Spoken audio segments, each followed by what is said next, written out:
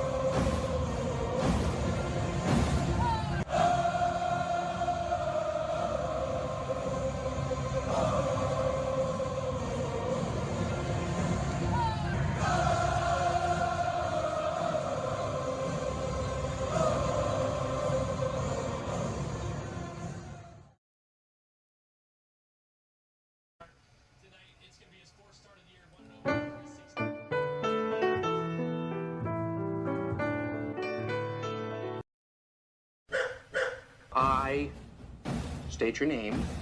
I state your name. Do hereby pledge allegiance to the Armchair.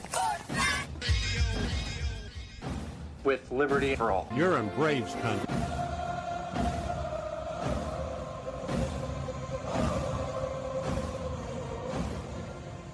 Ladies and gentlemen, please direct your attention now to the area in front of the pitcher's mound for tonight's ceremonial first pitch.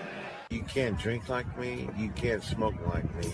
So don't try and be like me. Let's party together. There's something kind of about a kid that's never played baseball.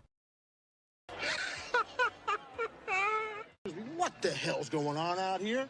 Well, scared because his eyelids are jammed and his old man's here. We need a live rooster to take the curse off Jose's glove, and nobody seems to know what to get Millie for their wedding present. We're dealing with a lot of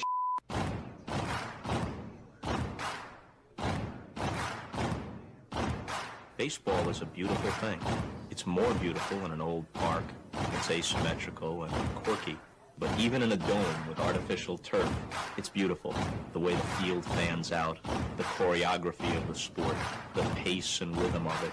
The fact that that pace and rhythm allows for conversation and reflection and opinion and comparison.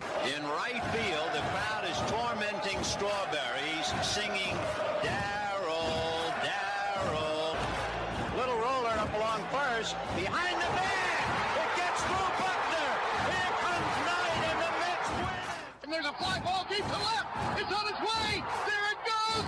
And the Yankees are going to the World Series. Aaron Boone. Ground ball stabbed by Polk. He has it. He underhands to first for the first time in 86 years. The Red Sox have won baseball world championship. Can you believe it? It's a pastime, something you do. It's entertainment, something you watch. And it's a shared experience, something you talk about and read about. But you can apply those same three criteria to other things. What makes baseball special is that it's the best game that's ever been devised. Smith corks one into right down the line. It may go. Go crazy, folks.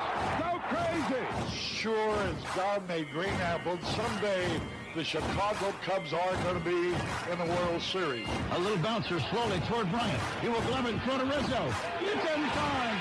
And the Chicago Cubs win the World Series. Cubs win. What a lucky break. The good Lord wants the Cubs to win. How can you not be romantic about baseball? If baseball is about caring, about loyalty and rivalry. Braves fans are on their feet hoping for some kind of a bleeder or a seeing-eye single. Here's the 1-2 pitch. Fastball hit high and deep down the right field line. It's going back, back, back. Is it fair? Is it zip, boom, bam, it's gone. Ram-a-lam-a-ding-dong, a 3-run shot, and your Atlanta Braves have taken a 1-run lead. She's gone, baby! There's a very peaceful thing. It was created and played in pastures and meadows. There's grass, there's outdoors, there's everything that people thought was American and feel about America. You get in a ballpark. And it's the wonder of walking through that dark tunnel and seeing a huge open space where men play the little boy's game.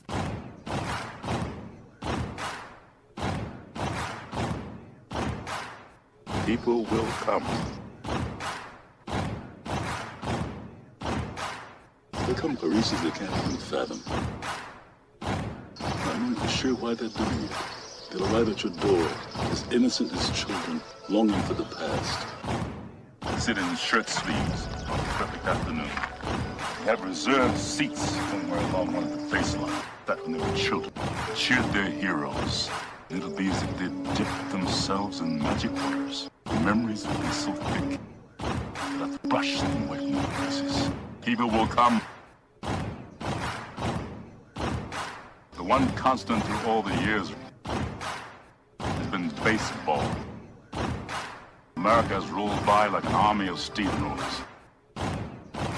Been erased like a blackboard. Rebuilt and erased again. Baseball to mark the time. This field, this game, it's a part of our past. It reminds us of all that once was good. There could be again. Oh, people will come. People will most definitely come. We're all told at some point in time we can no longer play the children's game. We just don't know when that's going to be. Some of us are told at 18, some of us are told at 40. But we're all told.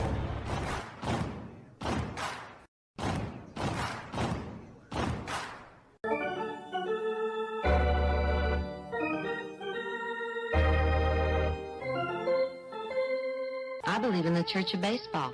I've tried all the major religions and most of the minor ones. I know things.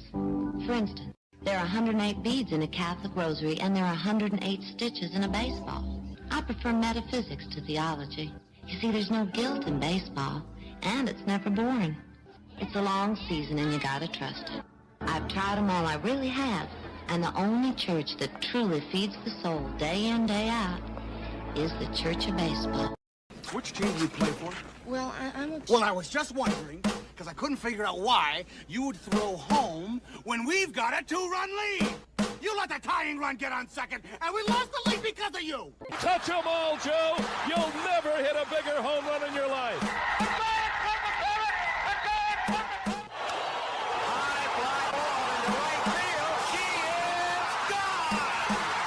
Swung line drive left field. One run is in. Here comes Reed. He's the front of the plate. You're in Braves country.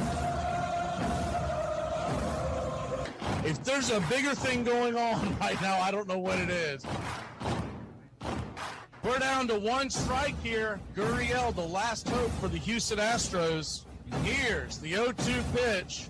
Swung on, bounced over to Dansby. Dansby fires it over to Forrest. And here comes the dog pile. Fire the cannons in the battery. Do the chop all throughout Braves country. Pop that top. Your Atlanta Braves have won it all. Here's a list of the players we'll be inviting to camp. I never heard of half of these guys. And the ones I do know are way past their prime. Most of these guys never had a prime. This guy here is dead. Cross him off then. The local press seems to think we'd save everyone a lot of time and trouble if we just went out and shot ourselves. We got uniforms and everything. You know, you might think about taking Jesus Christ as your savior instead of fooling around with all this stuff. I like him very much. He no help with curveball. You trying to say Jesus Christ can't hit a curveball?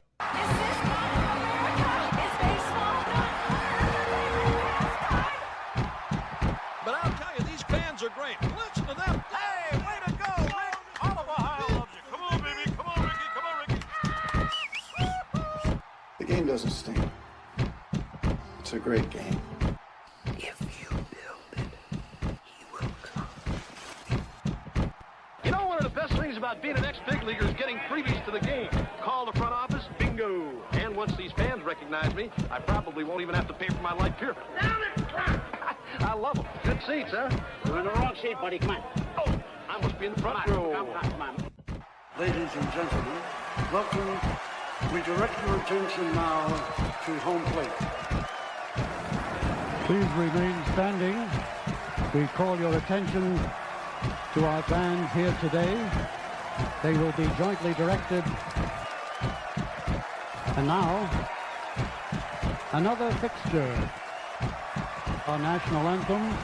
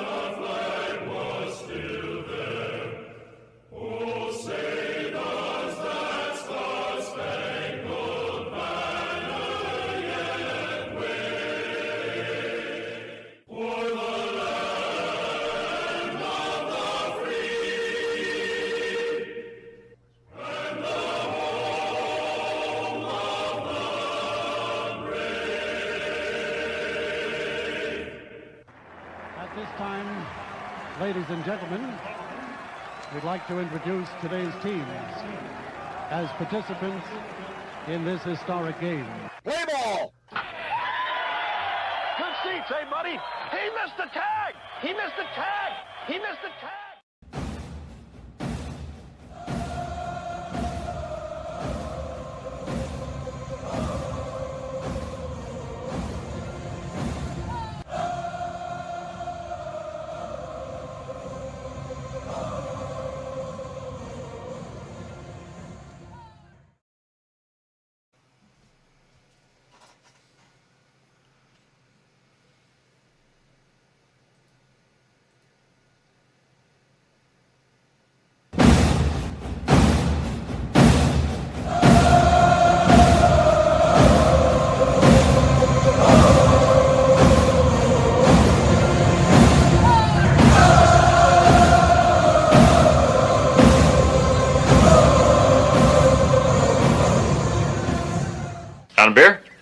7 o'clock in the morning. Scotch? Hey, howdy, hi, and how the hell are you? Pull up an armchair, girls and boys. Pour you a cold one. It's time for Braves Country Baseball. You're listening live, and the scene is Truist Park in Atlanta, Georgia. We're set for pitch-by-pitch, play-by-play, the classic call, Braves Country Baseball. Hi, I'm Mac McGee. It's time to put it all aside for what should be a great game here on the diamond. As we take you out to the old ballpark, kick up your feet, let's take a journey back to the golden age of radio baseball. We'll do our best to paint the picture as the game goes along. Roll call is on the way. It's time to join the country club, join in the fun. It's time to chop along. Go ahead and put your game face on. Here are the starting lineups for today's action.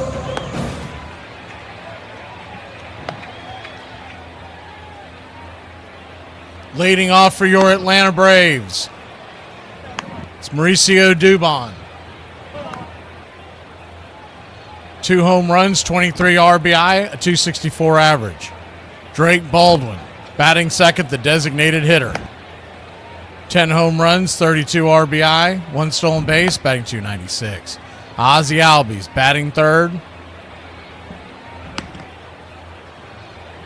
8 home runs, 25 RBI, a .301 clip. Matt Olson, batting first, or batting cleanup and playing first. He's got 14 home runs, 37 RBI, a .294 average. Austin Riley, batting fifth, playing third. 6 home runs, 25 RBI, 3 stolen bases, batting .220. Michael Harris II is patrolling center field for your Atlanta Braves. 7 home runs, 23 RBI, 2 stolen bases. Hassan Kim, batting seventh at short. Sandy Leone is making his debut tonight. He's batting eighth and behind the plate. Azakar's in right field and batting ninth. On the mound for your Atlanta Braves, it's J.R. Ritchie Day. He's 1-0 with a .363 ERA. Emanaga's 4-2 for the Cubs with a .228 ERA, 53 strikeouts. Backing up Emanaga in the top of the first inning, it'll be Nico Horner at second base. Ballesteros, the designated hitter. Bregman, batting third, playing third. Happ is in left field and batting cleanup. Suzuki, batting fifth and in right.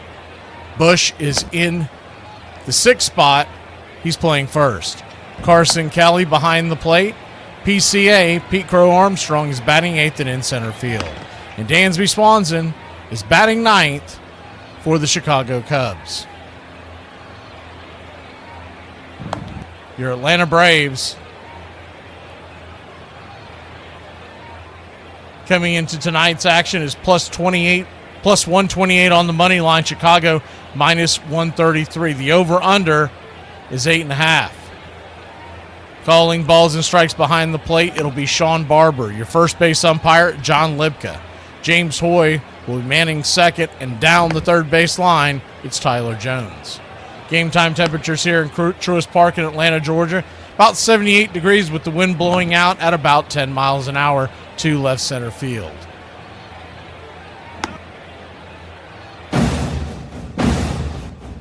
We're going streaking through the quad and into the gymnasium. Come on, everybody! Bring your green hat. Let's go. Come on, everybody. We're going.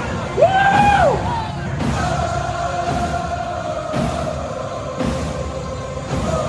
Come on! We're streaking. Woo! We're streaking. We're going up through the quad to the gymnasium. Streaking. Get in the car. Everybody's doing it. Now.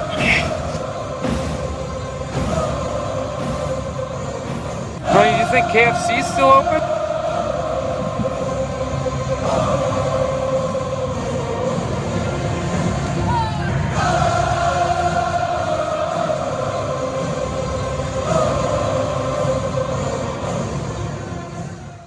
Well, it's about that time.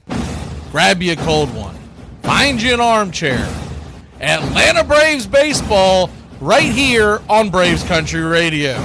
Your modern-day superstation bringing you pitch-by-pitch, play-by-play of your Atlanta Braves and our one-of-a-kind production. Take us anywhere you go for over 300 play-by-play games right here on the BCR. Please like and subscribe today. Don't forget to hype the videos. It helps the smaller stations to bring folks in so we can all root this great game on together. Join the country club today, and a special thanks to all the members in the country club. You help support the BCR. Get this bus moving. Stop. Come back. Too late. Roll call! Yeah, roll call! You're in Braves country. Welcome in, y'all. Good to see everybody in the chat tonight. Braves playing the second game of a 3-game set. Sorry about the bumpy intro. One of my devices crashed just as I started to read the lineup. So that was the hesitation that you probably heard. I've got a new one. Supposed to be here, well, it's supposed to be here today, but I'm assuming tomorrow or the next day. Hopefully all that'll fix itself. Good to see you underwater. Ken Sully? Hope I'm pronouncing that right. Rich 22 in the house. Who else do we have here?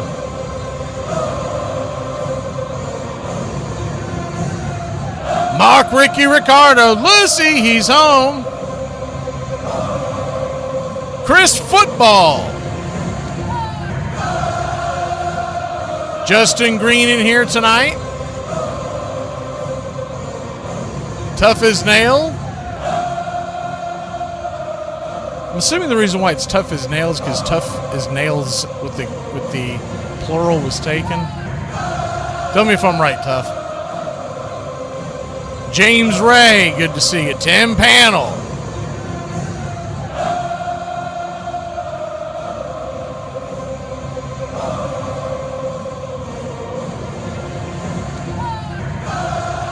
Card House in the house. Joe Johnson. Robert Sharpton. Good morning, Robert.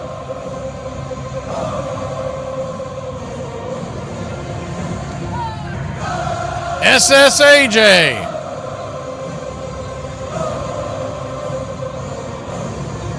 Rosemary.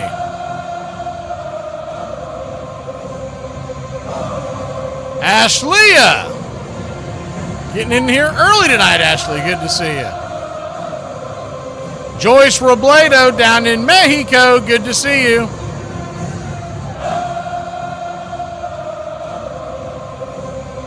Oh, never mind. That's right. You went to Georgia, didn't you? Keep thinking you're still in Mexico. What you talking about, Willis? Good to see you, brother. Greggles.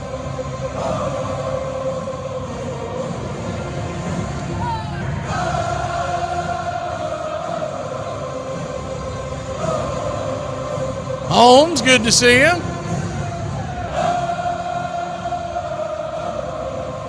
Bills fan. Chop Shop.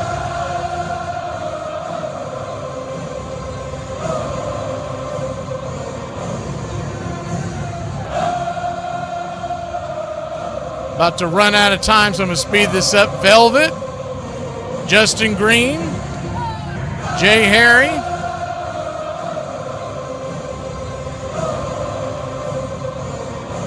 My man Nathaniel Brooks.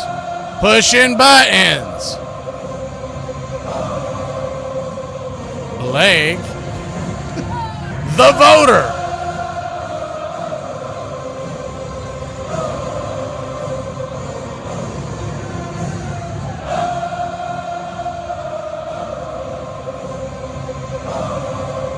And Taylor Made. All right, we're going to take a real quick break. We'll be back in a flash. I think I'm going to have to start the lineup line again, the roll call line like we did last year. I kind of forgotten about it, but This is taking too long to scroll through everything on the prelims. We'll be back in a flash here on the BCR Radio Network. Brooklyn, 1846. In our sundown perambulations of late, through the outer parts of Brooklyn, we have observed several parties of youngsters playing base, a certain game of ball. Let us go forth a while and get better air in our lungs. Let us leave our close rooms. The game of ball is glorious. It is played everywhere. In parks and playgrounds and prison yards, in back alleys and farmers' fields, by small boys and old men, raw amateurs and millionaire professionals. It is a leisurely game that demands blinding speed. The only game in which the defense has the ball. It follows the season, the fond expectancy of springtime and ending with the hard facts of autumn. Because we've been playing it fundamentally the same way for so long, the way that we can find the benchmarks that cross generations and cross decades is to be able to use these statistics as if they were labels. They aren't numbers. 300 hitter is not a number. The 300 hitter is a tag that means something today, as it did in 1930, as it did in 1890. I can make that comparison with my father, who could have made it with his father, that common language. It's our game, America's game. We'd spit tobacco juice on a spike wound, rub dirt in it, and get out there and play. Baseball's a gentleman's sport. Sportsmanship spoke from the heart of America. It is a haunted game in which every player is measured against the ghosts of all who have gone before. Most of all, it is about time and timelessness, speed and grace, failure and loss, imperishable hope and coming home. Somebody sat down and said, hey, it ought to be 90 feet. If it were 88 feet, the game would be very different. Think of the double plays. If it were 94 feet, batting averages would drop remarkably. 90 feet, that was a pick from heaven.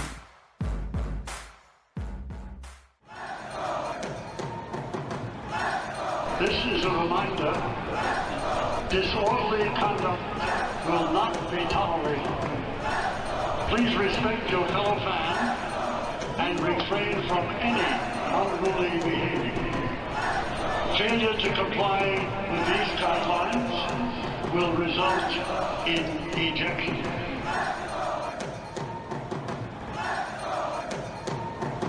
Baseball serves the same purpose as a revolution in Central America or a thunderstorm on a hot day. A tonic, an exercise. So long as it remains our national game, America will abide no monarchy, and anarchy will be too slow.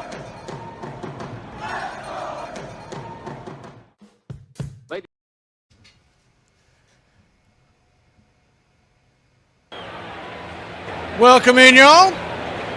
Atlanta Braves are wearing their white jerseys head to toe, and look at here, look what is back. We can go ahead and lift the curtain, as it came in early today. They must have really gotten an earful last night.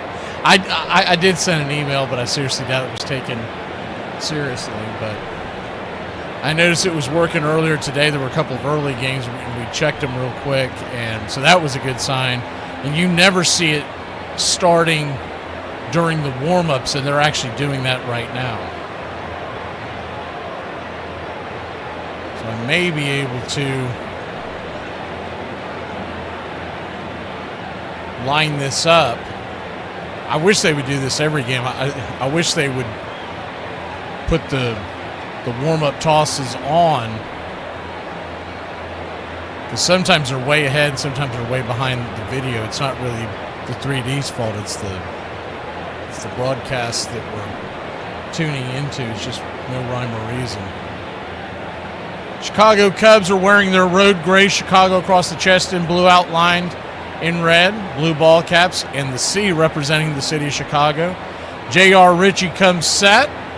Nico Horner's at the bat, and yes, sir, it is baseball time in Braves country, and the first pitch on the way.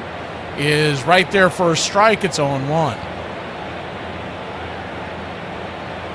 The 0-1. It's a quick timeout taken by Horner. The pitch on the way. Fastball misses high and out of the zone. 96 miles an hour, bringing it. 1-1.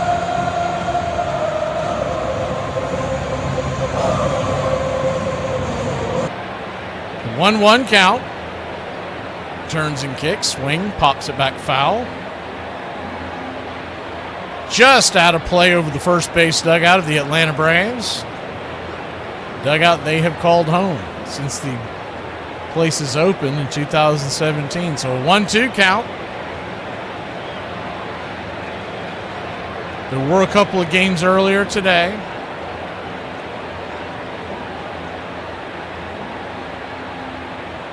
Orioles pounded the Yankees 7-0. The Guardians beat the Angels 4-2. The 1-2 pitch, swing, rips it up the middle, backhanded by Ozzie. Plants his feet, fires it to first, and it's a 4-3 putout. One away. Good defensive play by Ozzie. That was a short hop that sometimes will eat you up. Ball was rocketed over the head of J.R. Ritchie. He wisely put his glove down. If he touches that, it's going to be a disaster. Instead, a routine 4-3. He gets the nod from Olsen. That was a very good defensive play by Ozzie. He gets a lot of hate from the Braves writers over the years on his defense. I've always thought he was a good defender. First pitch is a curveball outside for a ball. It's 1-0. The main guy that always hated on him, he retired last year, so we don't see him as much. But, man, he used to hate on Ozzie. The 1-0. Outside, wide ball, 2-2. There's still one around, so I won't mention his name, but I just think they have unrealistic expectations of what a second baseman can do. The 2-0 from Ritchie. Ballesteros batting .257 on the year. Pitch on the way. Upstairs for a strike. Good pitch. Just touched the top of the zone. 2-1. You may see the Cubs be a little more passive on their challenges tonight. The 2-1 pitch, swing, pops it up high in the sky. It's going to be an F5 as Riley's underneath it. That small patch of sunshine that's on the infield, and there's 2 down. Left to right across the outfield for your Atlanta Braves. It's Dubon, Harris, and Azekar. He's getting the start with the left-hander on the mound. Round the horn, third to first, Riley, Kim, Ozzie, and Olsen. Sandy Leone is behind the plate, getting his first start of the year. Drake is your DH, and, of course, Ritchie on the bump. First pitch to Alex Bregman is right there for a strike. It's 0-1. Saw a post game with the Cubs and the Braves last night on the Cubs side, and there were a couple of questions asked about losing their challenges early. Is he 0-1? Man, that looked like that was a strike. Sandy's not going to challenge it. It's 1-1. And the comment made by Craig Counsell just made it kind of sound like they might be more selective of where they challenge going forward. 1-1. Fastball. Another one right there. I think the second pitch of this at bat, this one's getting challenged. Sandy's going to lose it, it looks like. Oh, I'm sorry, he's not challenging. They were just showing the replay. The 2-1 count, swing and a miss, 2-2. That's the first time I've seen the Braves Vision actually use that the ABS tool when not having a challenge display. Maybe they've been listening to our broadcast because I've been complaining about that all year. Like, why does everybody else have nice toys? The 2-2, outside, wide, 3-2. They check down the first base line, first base umpire. John Lipka says no dice. So a full count now. J.R. Ritchie coming set. This will be pitch 14 for the youngster. And upstairs, caught looking, strike 3. Bregman's not going to challenge it. That one was a little iffy, but I do think it hit the zone. We'll be back in a flash. Braves, Cubbies, Let's go ahead and test out one of our new toys here on Braves Country Radio. Where do you come from? Where do you hail from? You're in Braves country. It's always great to hear where everybody's listening here in Braves Country.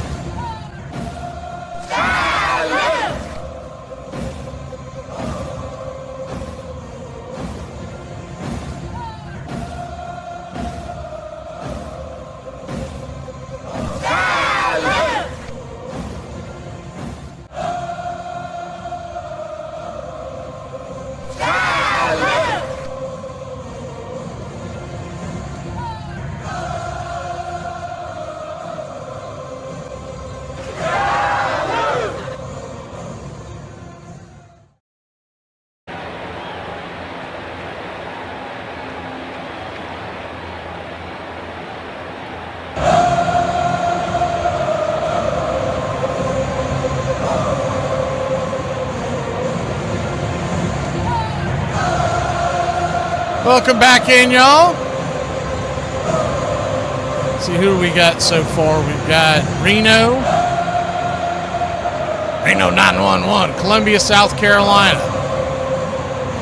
Home of the Gamecocks, I believe. Maple Falls, West Virginia. Gary's from South Carolina. Topsail, North Carolina. The Mountains. AY, forgive me, but what does WNC stand for? Belground, Georgia. Crestview, Florida.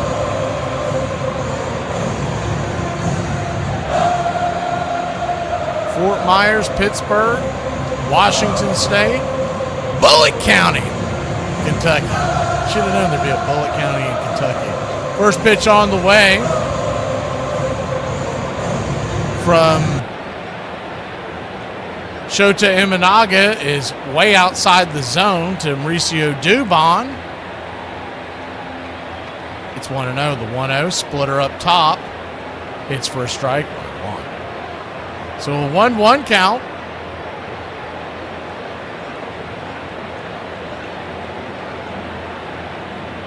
Swing. Hits it on the ground. A hard roller, but right to Bregman. He'll have plenty of time to put the 5-3, and there's one away.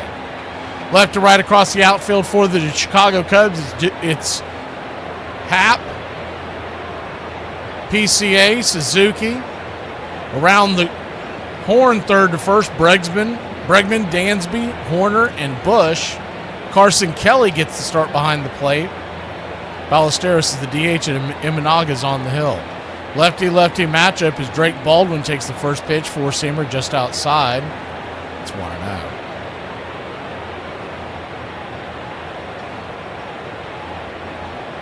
And 1-0. Kicks and fires. Inside. Ball 2-0. Bottom of the first. 0-0 your score.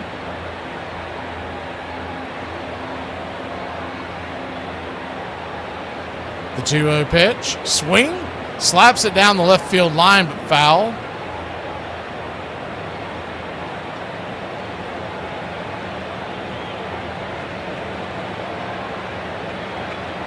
Two-one count.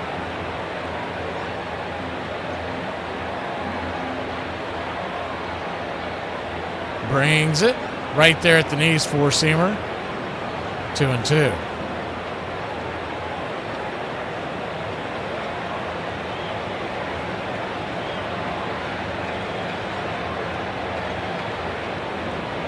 The 2-2. Swing and a miss. Sweeper up top. Strike three. Got him.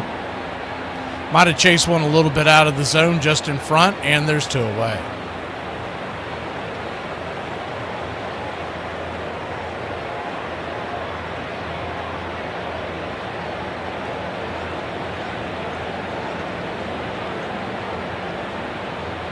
Yeah, I must have missed missed what it stands for. First pitch on the way is a four-seamer to Ozzie Albies. Foul back out of play. It's 0-1. The 0-1.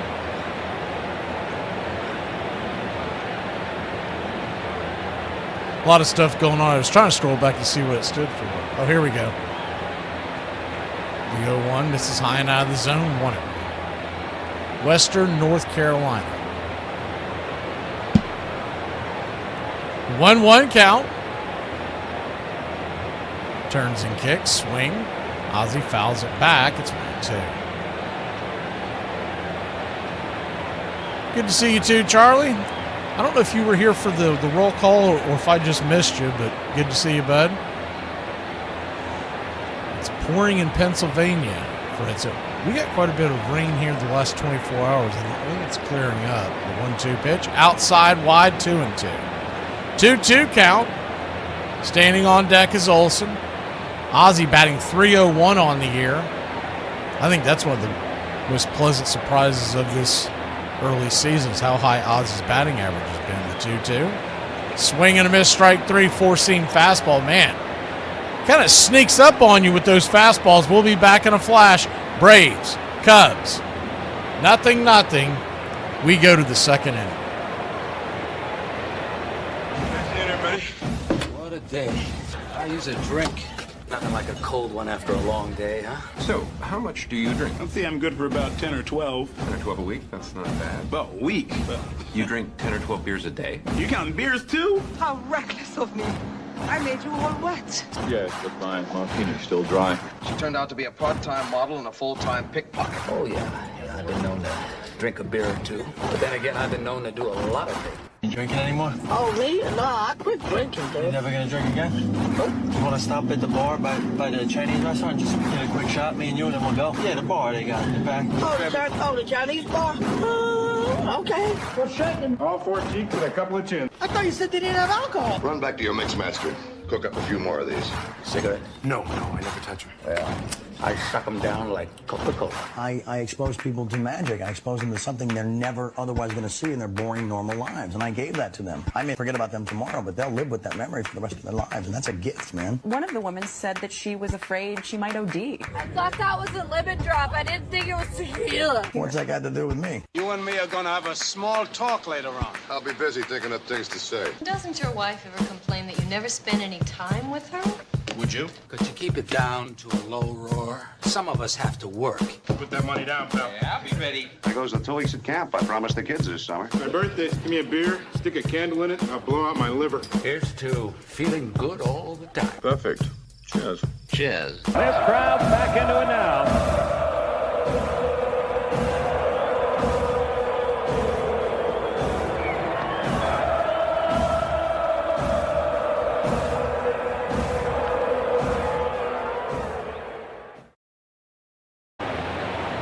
Welcome back. Yeah, for those of y'all that missed it, I put it in the chat. I put it on the screen briefly, but I called the Braves 3-2 with Ozzie Albies clicking. First pitch from J.R. Ritchie is a swing and a miss fastball to Ian Happ. It's 0-1. Of course, as you can imagine, the Cubs have not seen Ritchie before, so he'll have a little bit of advantage at the beginning. Cutter misses high, 1-0. 1-1 count.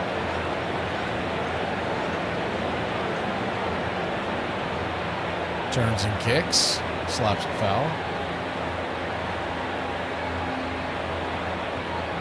The first person that mentioned the calling of the score, I didn't realize what you meant by that. I thought you were talking about what was the score currently. And I finally you're not the only one who's slow, James. 1-2. In and out of the glove, just to stay alive. It would have been a strikeout had Leon been able to hold on to that, but it just fell out of his glove on a foul tip. What you'll see with tonight's starting pitcher of your Atlanta Braves is the 1-2. He's a cutter outside. 2-2. J.R. Ritchie, and we know this is going to move quite a bit as the season goes because he's got such a small sample size and trying to figure out what works on the major league level. The 2-2 from JR. Swing and a miss, strike 3. Got him with the bender.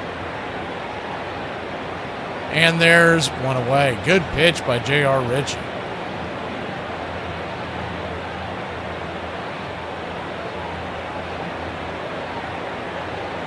JR's second strikeout of the night. He throws a four-seam fastball 30% of the time and a curve 26% of the time. First pitch to Seiya Suzuki, swing and miss at the four-seamer off the edge. It's 0-1. So half the time you're getting fastball or curveball. He also has a changeup at 16% and the sinker at 12%. The slider at 10%. The 0-1. Swing, lifts it. High into left field, not very deep. Underneath it is Dubon, and there's 2 down. He also has that cutter, and he throws it just to keep you off balance at 5% of the time. So he is a kitchen sinker. He's a guy that has 6 pitches and throws all of them at least 5% of the time. That's my definition of a kitchen sinker. They'll throw the kitchen sink at you just to get you out. Michael Busch, the batter, first pitch, swings, fouls it straight back. It's 0-1. And what has risen him through the minors has been his pinpoint placement. He doesn't blow you away with velocity, but he does bring it 94, 95. So it's not like he's a soft tosser. The 0-1. Swing. Chops the changeup off the plate. It's 0-2. An 0-2 count.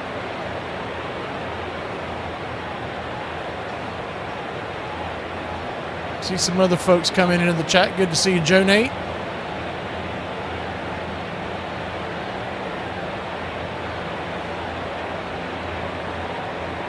The 0-2.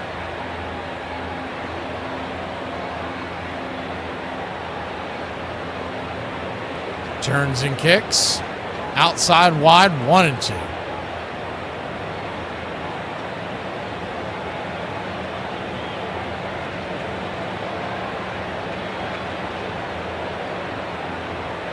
The 1-2 pitch. And, man, Leon's going to blow another challenge. He's challenging this pitch, and that thing is nowhere near the zone. I don't believe. Yeah, it's way off the plate.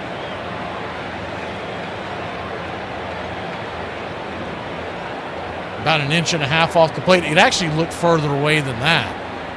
So the Braves will lose a challenge. First one of the night. The 1-2. Brings it up and in. 2-2. Fred, I'm not quite sure why you said 3-2 would be a loss. I'll take a 3-2 win any night of the week. Full count. Richie brings it. Swing, chops it to the backstop. We'll do it again. It's mainly because of Shota Imanaga and J.R. Richie on the mound. I got such a low-scoring game. I believe the Braves offense can get to any pitcher in baseball, but Imanaga's been pretty good this year. He's got an ERA. The payoff pitch. Just got a piece of that foul. His ERA is 2.23, and that's not nothing.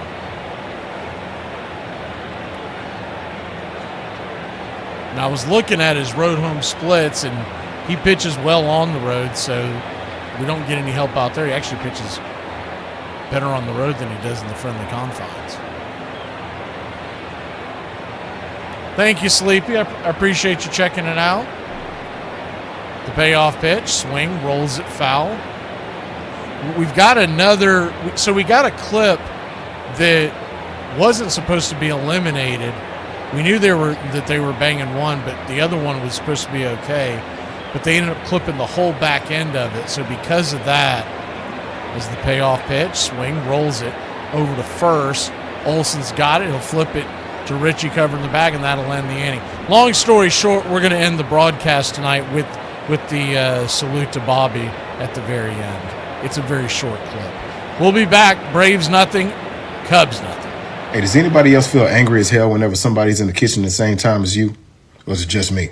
This is the absolute chaotic career of Doc Ellis. He once pitched a no-hitter under the influence of LSD. In 1971, he finished 4th in Cy Young voting after finishing with a 19-9 record and a 3.06 ERA. During a game in 1974, he attempted to hit every batter in the Reds lineup and would only make it through 4 of them before the manager pulled him from the game. That same year, he won 8 consecutive games in 9 out of 10, pitching 7 complete games in that 10-game stretch. He admitted that wearing curlers produced sweat on his hair that he used to throw a modified version of the spitball. During the 1975 season, he was asked to pitch out of the bullpen. He refused not once, not twice, but 3 times before they suspended him for 1 game. After joining the Yankees in 1976, he won Comeback Player of the Year, winning 17 games, which was good for 8th in the American League. While pitching for the Oakland A's, he was asked to keep charts. Instead, he set them on fire inside the clubhouse, which in turn set off the sprinklers. All in all, Doc Ellis had a pretty great career, hitting double digits in wins in 8 of his 12 seasons. Not only that, he finished with a very respectable 3.46 ERA. Although his career had its ups and downs, I think it's safe to say he had a pretty successful career and shouldn't be just remembered for 1 no-hit. 1967. It was a tumultuous year and a decade of change. In the grip of often unsettling social unrest, America would see outbreaks of violence and eruptions of youthful rebellion. 1967 was one of the most unique years in American history, with everything was going on, a civil rights movement, a hippie movement, free love, tremendous unhappiness at the Vietnam War. But despite all the turmoil, there was still baseball to be played, and for the players, playing the game was as important as ever. Go back to any of the wars, any of the economies. It's a place where people can go and simply relax and to forget all their troubles and just concentrate on an afternoon of entertainment. Welcome back. First pitch swinging by Matt Olson. He will hit a rocket down the first base line, but an atom ball. Good play over there by Michael Bush. G3 in your scorecard. 1 away. I mean, he hit an absolute missile down there. I don't know how Bush knocked that thing down. That one right there would eat up the best of them. Lefty-righty matchup. The news on Acuna, it's positive, as the first pitch right there to Riley is 4-seamer. It's 0-1. He was running 90 feet today, and what it looks like is that he'll be back sooner than later. He technically could have came off the IL today. The 0-1. Swing. Rakes it down the left field line, but foul. Just foul. That was a rocket. It's 0-2. Good to see you, Peter. So the news on Acuna is positive. My guess would be we could see him this weekend against the Red Sox, but they may hold it off. I haven't looked at the Red Sox pitching for the weekend. Is the 0-2 in the dirt? 1-2. If we get a heavy hand of right-handed batters, they may feel like they want to give him a little extra rest and just have Yaz out there. I do know that Crochet's on the IL, so that's a tough left-hander that they would normally want Acuna in the batting order for. The 1-2 pitch is a check swing, swing. A soft grounder over to first. He'll toss it to Imanaga, and it's a 3-1, and there's 2 away.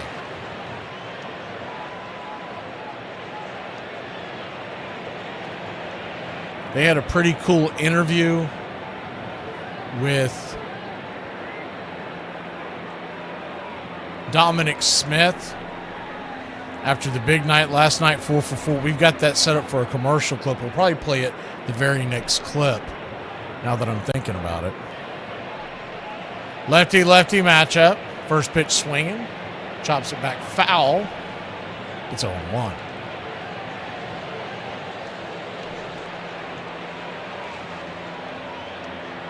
The 0-1. Imanaga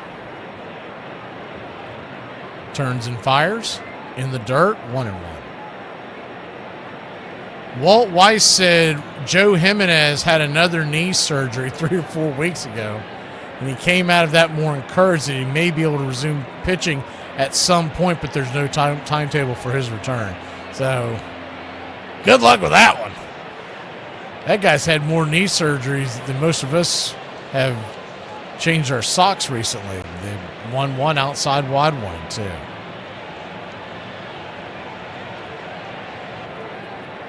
They're saying now that they don't think that he'll be activated, that Acuna won't be activated by the end of the homestand.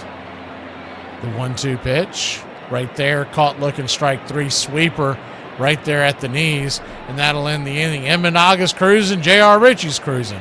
We'll go to the third. Let me go ahead and play you that clip from Dominic Smith last night, his reactions. Just happy to be a part of this culture, this good team. We're playing good ball, so, when I can contribute a little bit, it's just fun. So, Dom, congrats on a great night. And I'm even happier to see you so relaxed. And it looks like you really have settled here in Atlanta. Take me, what's the difference between the other places that you have been compared to this place here in Atlanta? Yeah, I think it starts from the top to the bottom.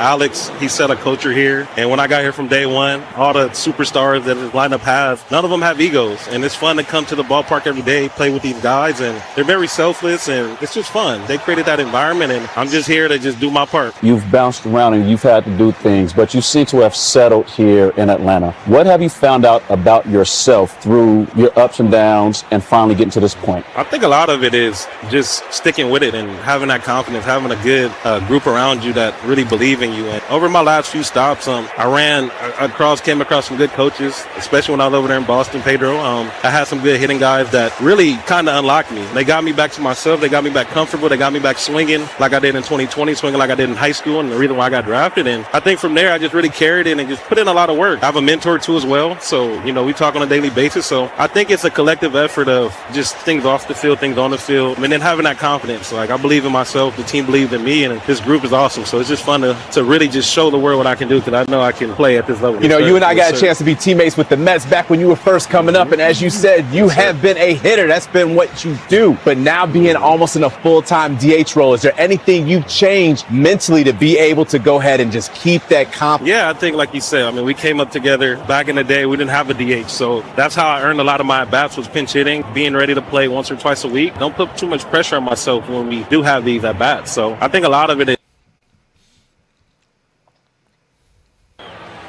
Welcome back. First pitch was off the plate for a ball. It's 1-0. Righty-righty matchup.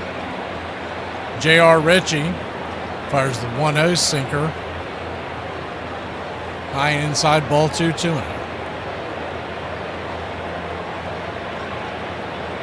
The 2-0 pitch.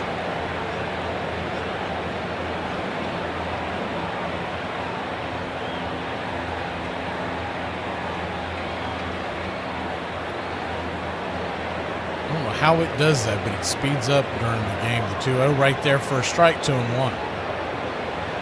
So 2-1 count. I just realized that I was a bit in front of it. So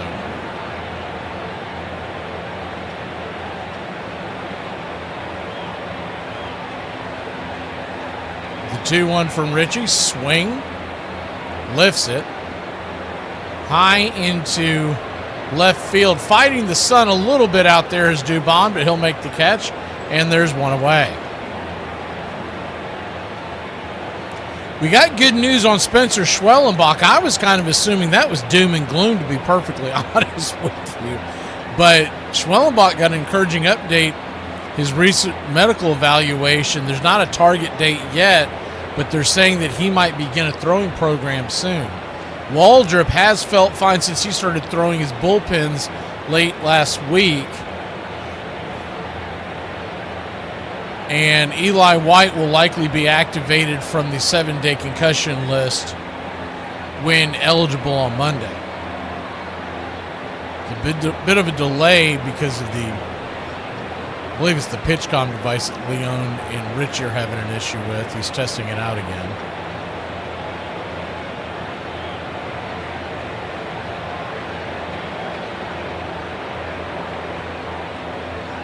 And Waldrop has been throwing bullpen sessions at the Braves Spring Training Complex in Florida, so that's where he's been trying to get loose at. Home plate umpire Sean Barber trying to get the game back going, as there's big time issues with the ABS system. He just showed Brian McCann in the crowd. I bet he's like, I'm glad I didn't have to deal with that nonsense. Here we go, back to the action. First pitch swinging off of that delay is a slider down and into Pete Crow Armstrong. It's 0-1.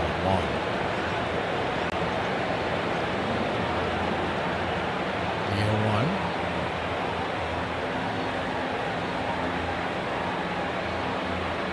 0-1. Takes and fires. Down and in. And just to be clear there, because Mark, I saw your comment, I don't know if Schwellenbach's going to come back this year, but it does look like Waldrop is on a path to somewhere June, maybe July. The 1-1. Check swing. Did he go around? He did. 1-2. But it is encouraging that things are going well for Schwellenbach, and maybe he can make a splash into August. You'd like to have him pitching by sometime in August, just because rolling into October is the 1-2. Fouls it off the plate. Curveball. We'll do it again. You don't want him to be still trying to figure out his bearings and fighting off rust going into October baseball. But yeah, this could be a very deep pitching staff. These guys come back. Of course, that's assuming everybody else stays healthy, and that's a big if. The 1-2. Four-seamer misses. 2-2. There is one reporter says that he is being cleared to throw soon. Schwellenbach. The 2-2 pitch swing, slaps it down the left field line. That is just foul. That would have at least been a double. Well, the PCA speed, if that ball caroms the wrong way, he could be standing at third with one out. He missed the line, the left field line, by, we'll say, 2 feet maybe.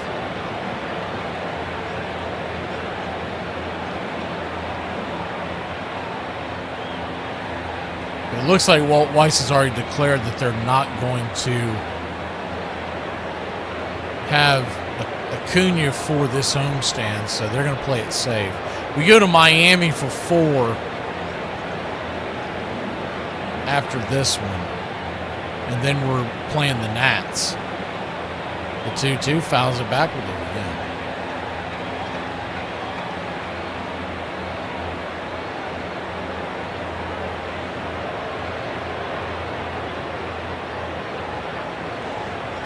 So what they may do is they may wait as the 2-2 pitch rolls it down the first base line, foul once again. If you're looking at the way the calendar plays, they have that 4-game road trip next week, all in Miami Monday through Thursday. Then they come home for a 3-game set in Washington before they go back out on the road. The 2-2 in the dirt. 3-2. My guess would be they're going to have him back by Friday the 22nd when they host Washington going into the Memorial Day weekend. Payoff pitch. High and out of the zone, ball 4, and that's trouble. PCA with good speed works his way aboard, and Dansby Swanson coming to the plate. Top of the order, looming on deck.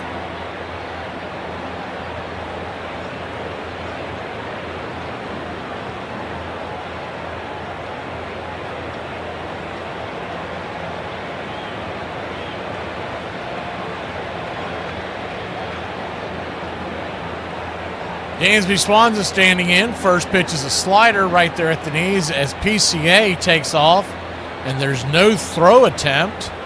So that'll be an easy stolen base on Sandy Leon. It's 0-1. Kind of a hesitation steal there. They were showing the replay on the side view from Chicago's end as the 0-1 pitch. Check swing in the dirt. Did he go around? Sandy wants him to challenge. He did not go around. 1-1. He started stutter stepping and then stopped, and then when Richie didn't really acknowledge him, he just took off.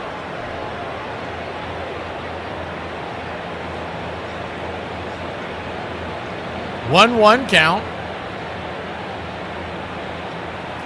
Turns back and throws it to second base as throws a little high. We'll go ahead and pull the screen back so y'all can see what's going on the base paths. Good job by Ozzie from keeping that ball going to the outfield. But if you look at that schedule and you see that they're saying that he won't be at home, activated on the homestand, do you think they would start him in Miami? As the curveball misses outside wide, 2-1. You're going to get Eli back for left-handed batters. And Acuna's had some bad injury history in that Miami park. The 2-1 pitch, swing. Rolls it into his foot. It's 2-2. So that's why I'm saying that I would guess he's going to come back next Friday against Washington. But they may wing it. I don't know the reasoning for this. I've tried to look it up. I think it's just because ESPN's carrying the game. But just make a note of this. Tuesday, May 19th, this coming Tuesday, the Braves, with the 2-2 pitch swing, rolls it over to Riley at third. Riley fires it first. And on the throw, PCA will take second. There's 2 down.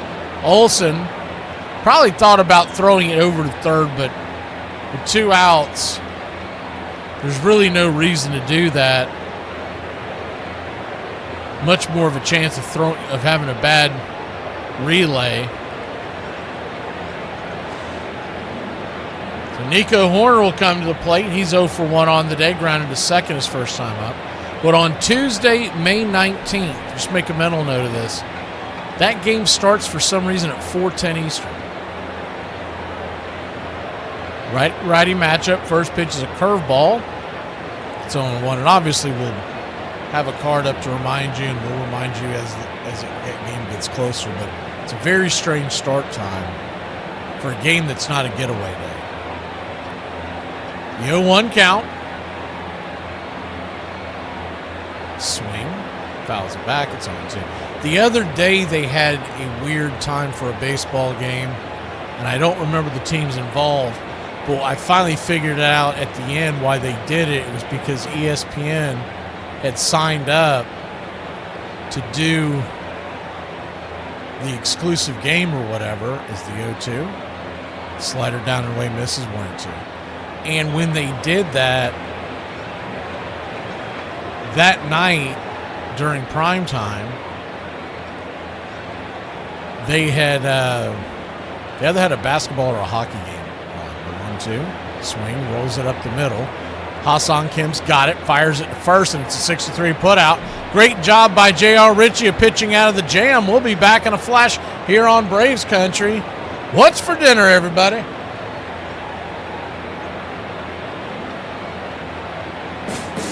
What's for dinner?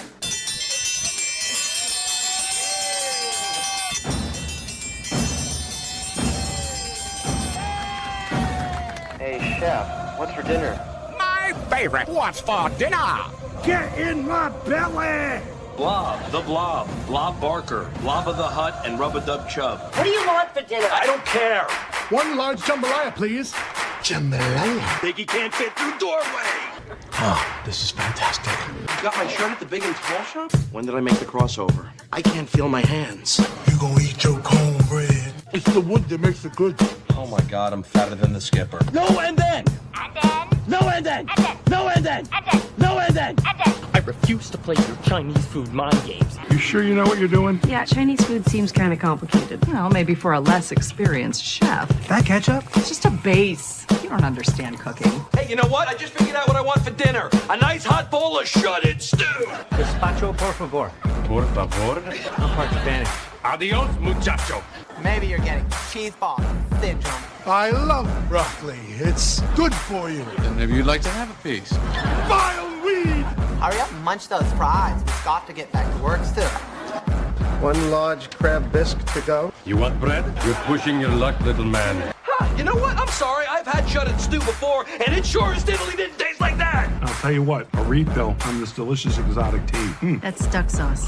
That is good. We're trying to lose weight. Fatty McButterpants. Lay off there, I'm starving. I'm gonna order some pizza. A little neighborhood joint called Domino's. Domino's? Everybody enjoying the food so far? Oh my God, yes. We're gonna come tomorrow night and every other night for the rest of our lives. Oh, and don't cheap out on the tip. We all know you're loaded now. What's for dinner?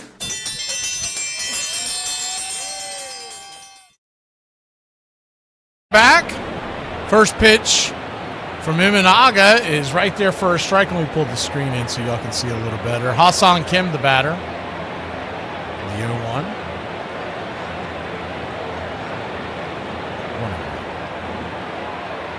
I don't see anything, Peter, but I think I have to go on my phone now to look at that. They've done something weird with the whole inbox on X, the 1-1. Right there at the knees, 1-2. I'll try to check it during the next break. 1-2 count. I got one buddy that all he ever sends me are just, jokes from the sports world kind of thing. And I won't see it until I look on my phone. I'll laptop all day long. It doesn't show up. The 1-2 pitch, swing and a miss at the splitter, strike 3, and there's one away. Imanaga's 4th strikeout of the night. Braves nothing, Cubs nothing.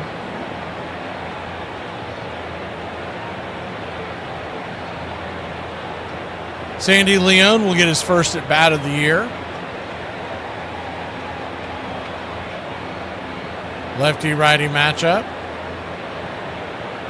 First pitch, swing and hammers one down the third baseline. That's a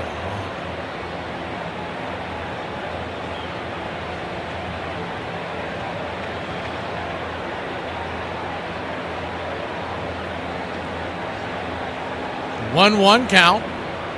Or 0-1 count, excuse me. Swing. Hits it. That's going to dribble through the hole. So how about that? Sandy Leon gets on with a 1-out single, baby.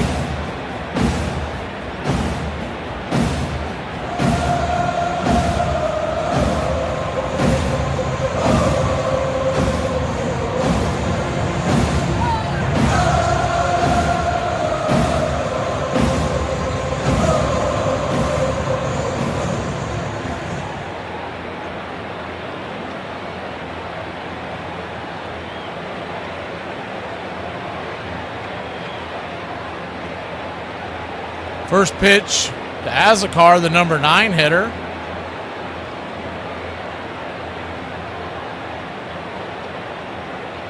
Right there for a ball. It's 1-0. Lefty-righty matchup, the 1-0 pitch. Drifts a splitter there on the outer edge, 1-1. Azakar. Standing on deck is Dubon in the top of the order. Thought maybe they might drop a bunt down here, but maybe with 1 out they don't want to do that. The 1-1 swing fouls it away. It's 1-2.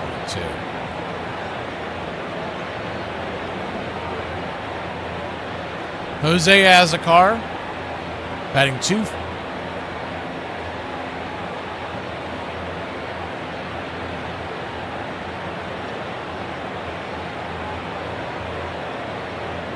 The 1-2. Swing, laces it. That's going to get down for a base hit. So the bottom of the order's starting to show some life. Hitting, it's not about muscle. It's simple physics. Calculate the velocity V in relation to the trajectory T, in which G, gravity, of course, remains a constant. It's not complicated. Not a hard hit ball, but hit them where they ain't. And Azakar goes to first, Leon goes to second, and Dubon comes to the plate. Jose Azakar, by the way, from Venezuela. He's been up with the Braves a few times before. I did not know he was already 30 years old. I thought he was a youngster. He played 3 seasons with the Padres organization before coming to the Braves in 25. 1-0. Outside wide ball 2-2. He did have 12 games with the Mets in 25. We won't hold that against him. This is his 4th game with the Braves in action. First and second, 1 out. Dubon takes the 1-0 down below the knees, ball 2-2.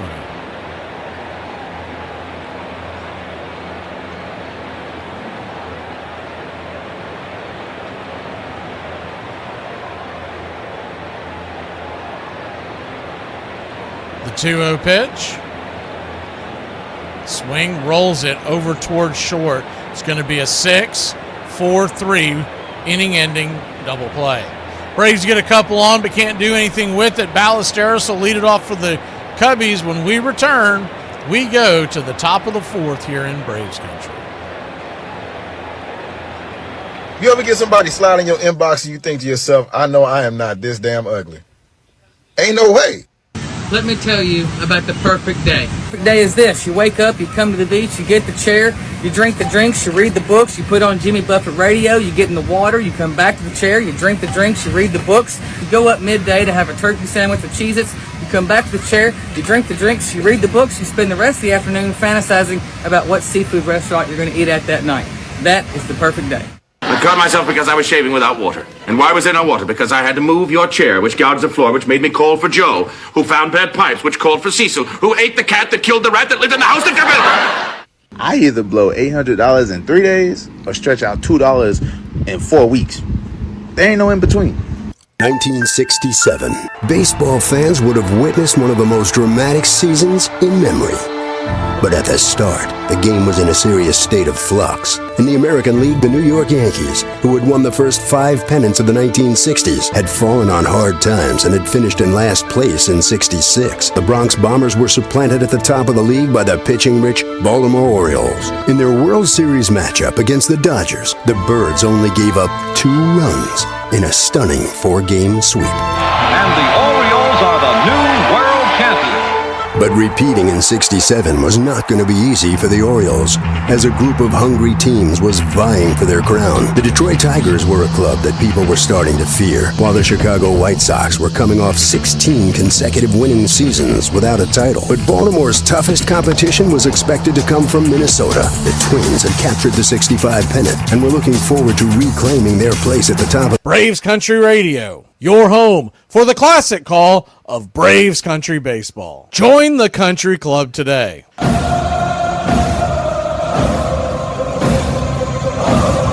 Welcome back, Braves Country. J.R. Ritchie will go back to work, and the first pitch is a cutter. Swung on, foul back out of play, and I don't know what the camera's doing.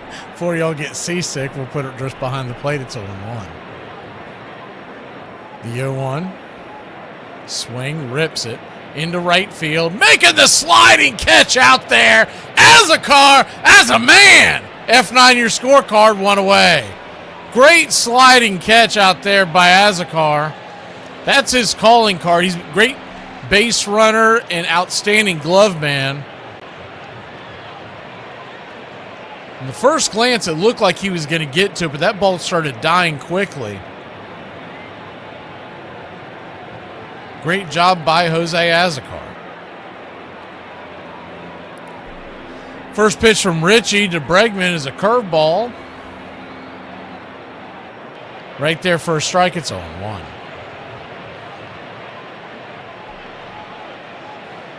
The 0-1. Swing. Fouls a sinker. It's 0-2. 0-2 count. 0-0 your score. Top of the 4th inning. Braves and Cubs, second game of a 3-game set. The 0-2 pitch swing. Chopped it over to third underneath the glove of Riley. Kim's got it. He'll make a beeline to first with the hard throw, and he is barely safe. They look into Weiss at the dugout. He does not want to challenge it. It did look like he beat it by quite a bit. By about a step. Looking at the replay. Yeah, we'll say half step. But he definitely hit the base before they made the catch.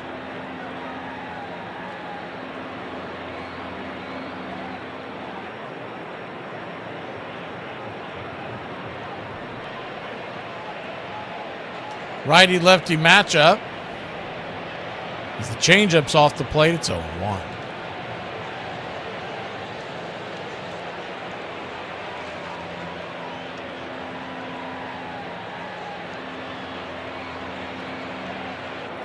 The 0-1. Or 1-0, excuse me. Kicks and fires right there. 1-1. 1-1 count. Brings it. Swing, chops it back foul.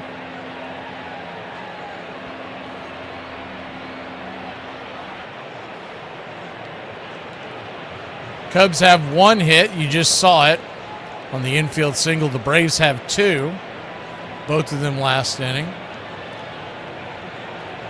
The 1-2 count. Infield is back into the right, double play depth. The swing by Happ, dribbles it to the backstop. We'll do it again.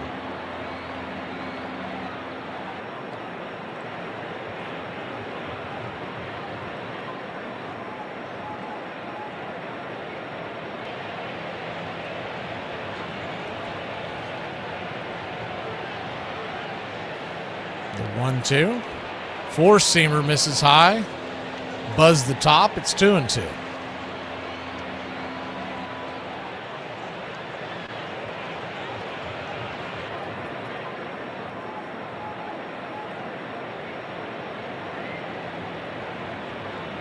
Two. Misses high and out of the zone. Full count.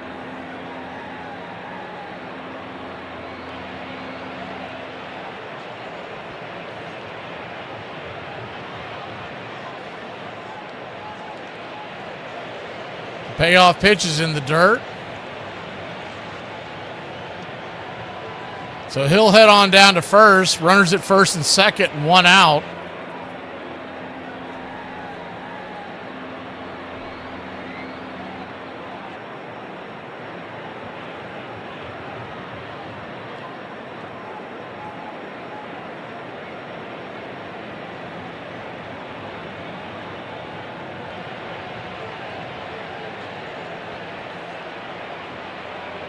First and second, 1 down.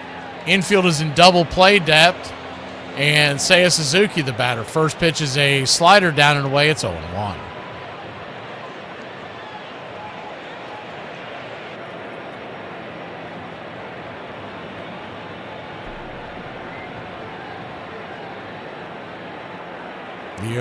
The 1-0, excuse me. Bangs it back foul. 1-1. 1-1 count.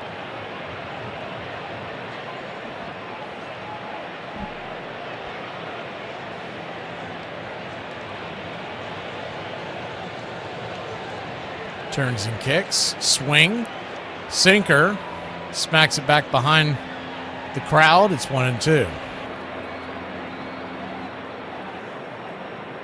Standing on deck is Bush. Kelly in the hole. Braves nothing, Cubs nothing. The 1-2 pitch. Caught, looking strike 3. Curveball, bang! Right there on the inner track, and there's 2 away. You talk about a sneaky curveball. It was so sneaky. Sandy Leone was set up on the outside. It came on the inside.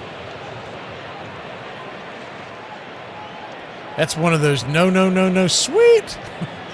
If that thing fades just a little further over, it's going to be a hanger in the middle of the plate. Michael Bush, the batter, first pitch. Changeup misses off the plate. It's 1-0. 1-0.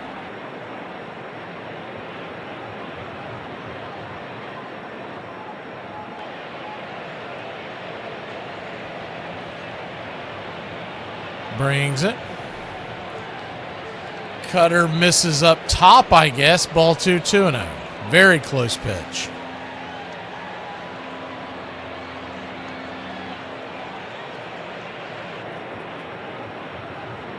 Two-0 count. Swing and a miss at the slider. 2-1. You've got Kelly on deck, who's a pretty good hitting catcher. PCA in the hole. First and second, 2 outs, nothing, your score. The 2-1 pitch right there. Man, he's dropping that curve nicely. 2-2. Deuce is wild now. 2 on, 2 out. A 2-2 count.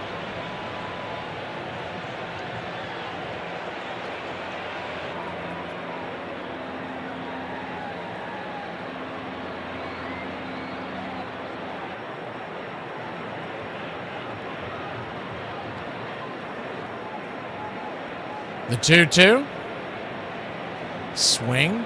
Punches it over the third base side, dugout area, into the crowd. Do it one more time.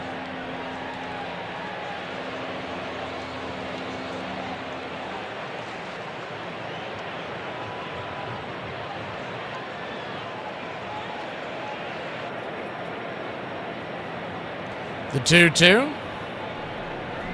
Four-seam fastball, and it's a full count, which means the runners will be on the move.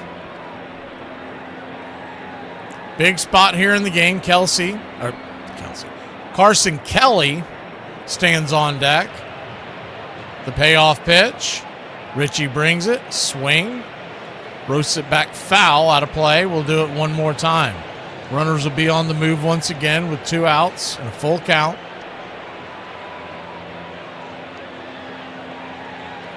Braves will have the heart of the order due up in the bottom of the 4th. The infield is back and to the right. Riley playing the left side essentially by his lonesome. The payoff pitch. Swing and a miss. Strike 3. Got him with the curveball down around the ankles. We'll be back in a flash. Braves nothing, Cubs nothing. Game number 2.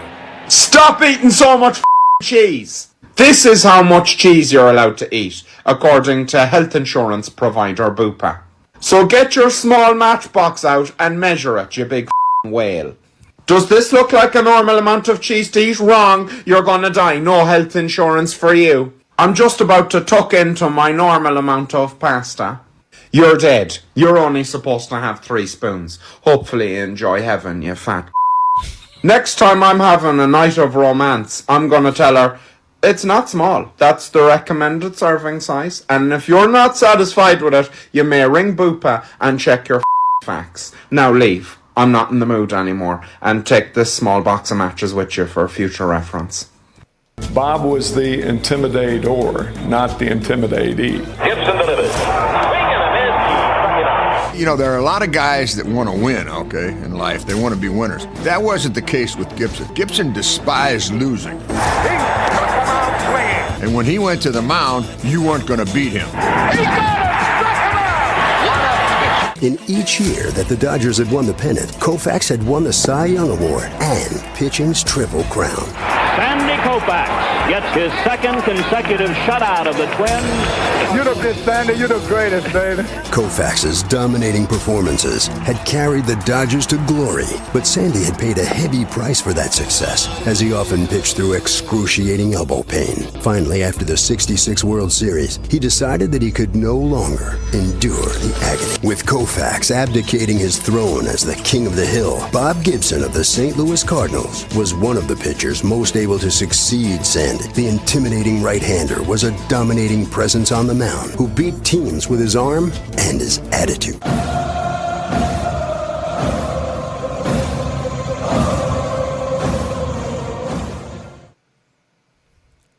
Welcome back. Lefty-lefty matchup. First pitch to Baldwin from Shota Imanaga is in the dirt. It's 1-0. The 1-0. Outside wide, four-seam fastball, ball 2-2.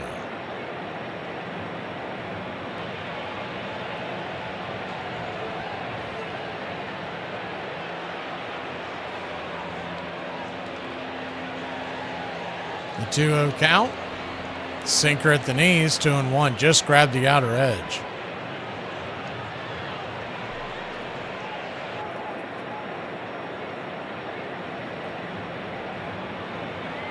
The 2-1 pitch. Swing and a miss. Sweeper, 2-2.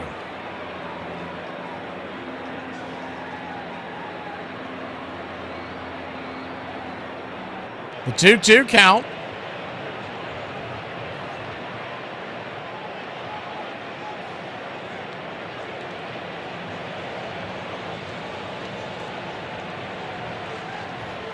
Turns and kicks. Swing. That ball's lifted high and deep into right center field. Get up, get up, get up. Zip, boom, bam, it's gone. Ram-a-lam-a ding-dong, a solo shot, and the Drake hits pay dirt, baby.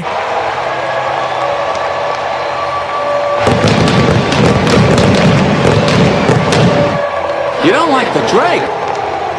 I love the Drake. How could you not like the Drake? Who's the Drake? The Drake is good. 402 happy feet later, 101 miles an hour off the bat of the Drake, and the Braves take the 1-0 lead. Lefty-righty matchup now. Ozzie Albies. Swing and a miss at the splitter. It's 0-1.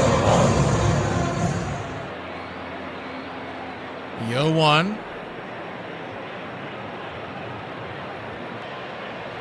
Brings it. Swing. Rolls it over to short. Dansby's there. He'll flip it to first. 6-3, one away.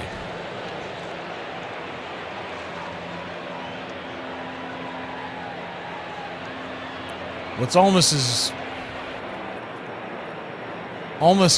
impressive as Martinez, bullpen coach out there, caught the home run ball on the fly with his ball cap right before it hit the ground there in the bullpen of the Atlanta Braves.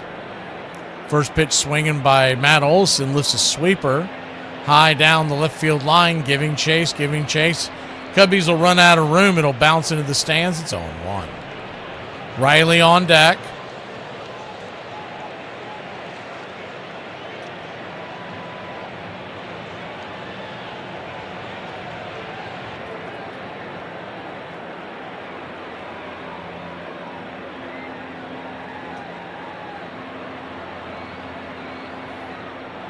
The 0-1.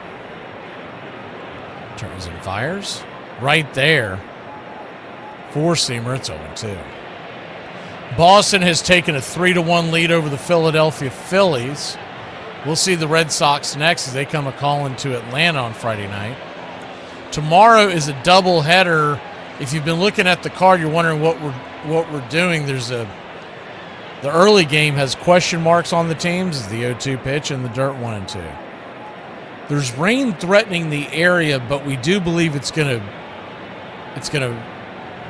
lift before first pitch. We're looking at calling the Tigers versus Mets tomorrow, but if not, we're going to pivot to a game in that 1 o'clock area. The 1-2 pitch. Swing. Lifts it into center field, and that's going to drop for a base hit. That ball's got eyes. This is not watered down. This is Ice House. Ice House. Smooth as it gets. That is as smooth as it gets. Just a little golf swing there. It'll raise it into center field over the defense.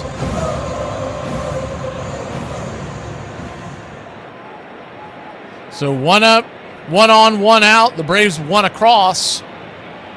And Austin Riley.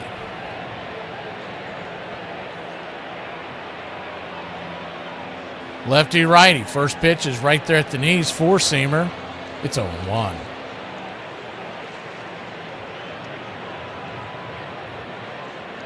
Welcome in, Kyle. Thank you for your service, sir. The 0-1. Misses high and out of the zone. It's 1-1. 1-1 count.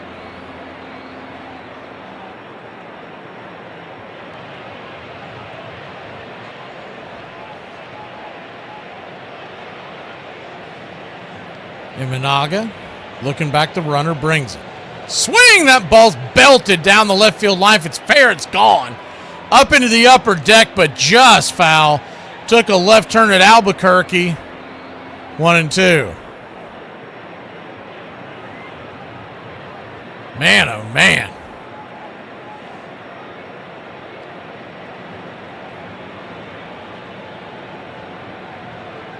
Back-to-back nights, a fan has had a ball hit him right in the hands and he's dropped it up in that same area. The 1-2 pitch, swing, fouls it away. Do it again. Tonight, I don't know if it's a Cubs fan or not because the gentleman doesn't appear to be wearing any kind of a team gear. The ball, right in his hands, and his buddy's sitting next to him, goes out of his hands too. Both of them drop it. They're both like, I got it, you get it. The 1-2 count to Riley. In the dirt, 2-2.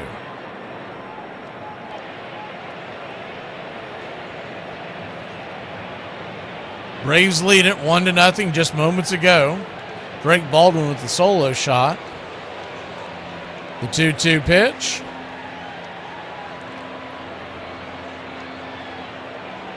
Turns and kicks, swing. Hard hit ball on the ground. It's short. Man, Dansby Swanson with a fancy stab and grab. Flips it to second. 6-4-3, and that'll end the inning. Hard hit ball. That eats up most shortstops, but not Dansby. We'll be back in a flash. Good guys lead it 1-0. Stop putting mirrors right beside the shower so I can see myself cleaning my own arse. If you like doing that, there's something wrong with you. I don't even understand how it's helpful. It's not like a better view is particularly useful in the shower. If you're having to carry out a visual inspection to see whether you're clean or not, you're not clean. I don't need to be confronted with the cold, hard reality of my body when I'm just trying to relax and clean myself. The shower is a time of peace. You do a bit of singing, you do a bit of thinking. Now, if I go to a hotel, I have to look at a big, fat, hairy man having a shower. I've got a good use for AI, actually. Mirrors should detect if I'm naked and censor me. I should get one of them messages like you get on Instagram. This is graphic content. Are you sure you're ready to view it? Cardinal outfielder Lou Brock shared Gibson's passion for winning. Baseball was a war against your opposition. The Cardinals' tradition, the Cardinal pride had a lot to do with that. The slender, speedy Brock had become one of the most disruptive players in all of baseball. You imagine yourself as a pitcher even 2 or 3 days before you came into St. Louis.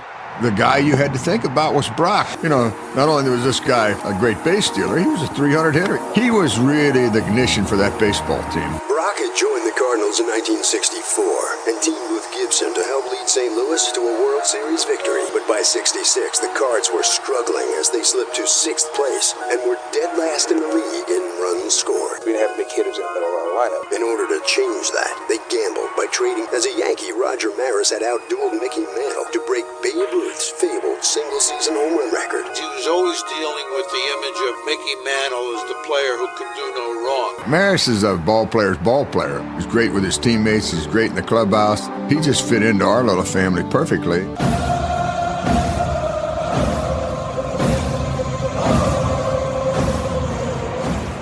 J.R. Ritchie goes back to work with a 1-run lead. First pitch is a sinker at the knees to Carson Kelly. It's 0-1. Righty-righty matchup. Kelly flew out to left his first time up, the 0-1. Down and away, 1-1.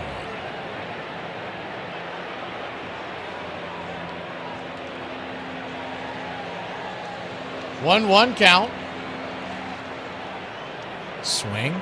Slaps it into right, and it's down for a base hit, and it's a leadoff single for the Chicago Cubs.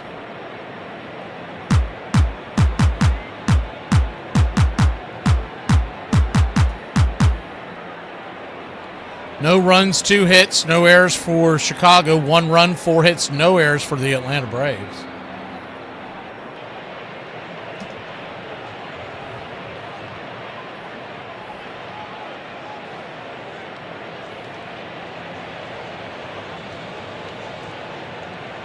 Cutter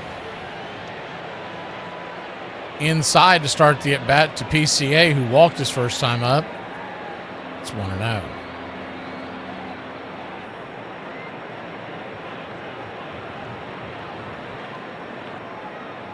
The 1-0 swing.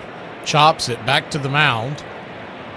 And J.R. Ritchie's got it. He'll flip it to first. A runner at first. Heads down to second. Kelly into scoring position, 1 away.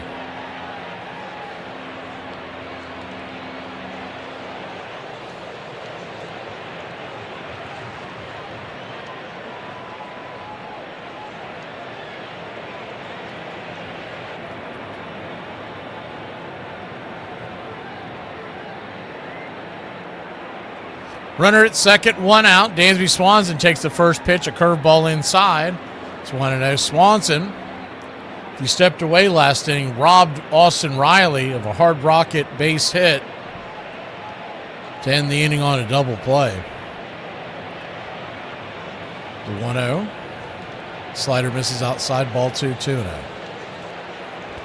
It was impressive enough that he made the stop, but to be able to gather himself in turn 2 that quickly. Kinley, by the way, is warming up the right-hander in the Braves pen. Ritchie's at 85 pitches, the 2-0 pitch, outside wide, 3-0. 3-0 count.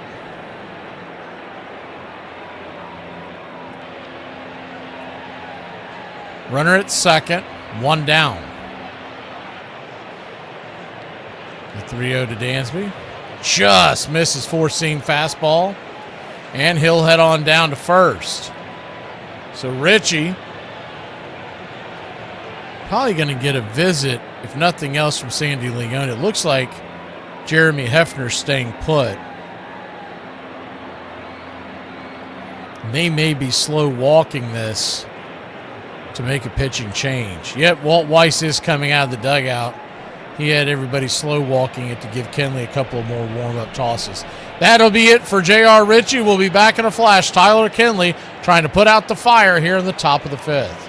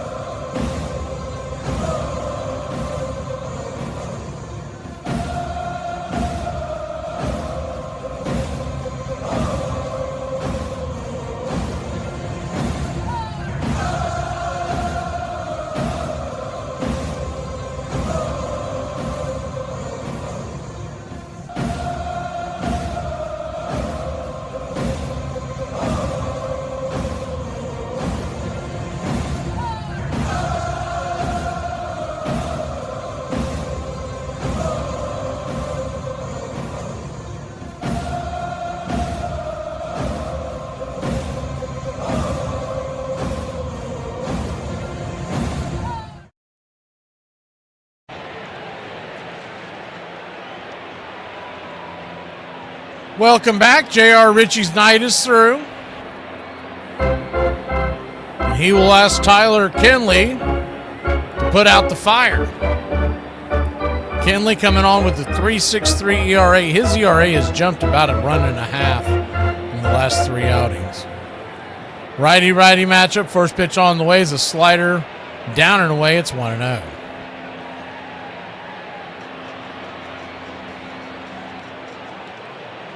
He's one of those guys that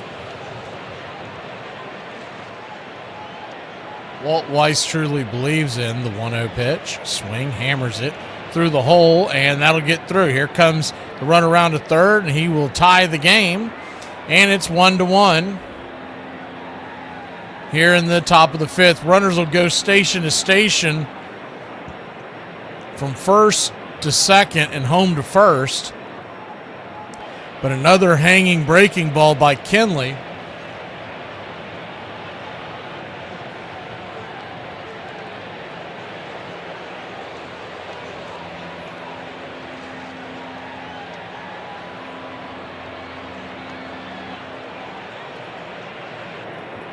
So that'll bring the left-handed bat of Ballesteros to the plate. First pitch is a curveball in the dirt. It's 1-0.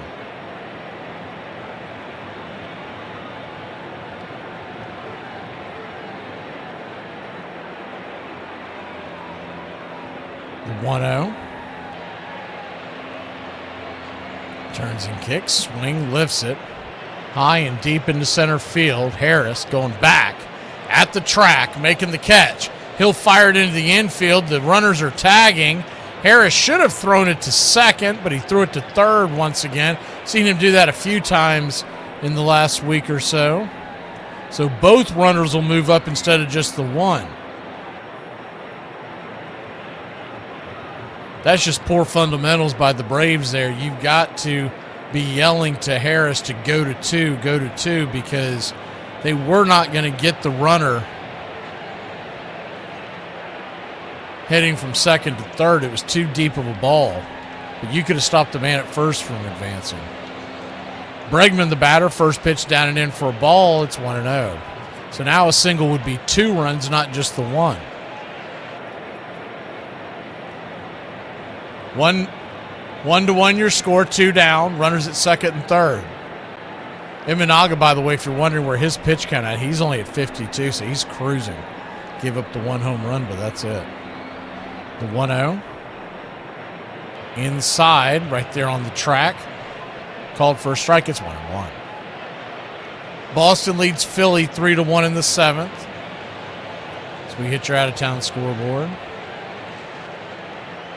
Mets trail the Tigers 2-1 in the 5th. Marlins 4-1 over the Twins in the 3rd. The 1-1 pitch, swing, rips it down the left field line, but foul, 1-2.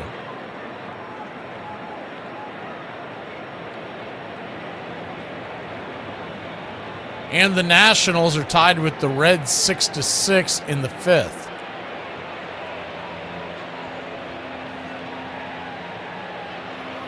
We'll hit the full out-of-town scoreboard here in a bit.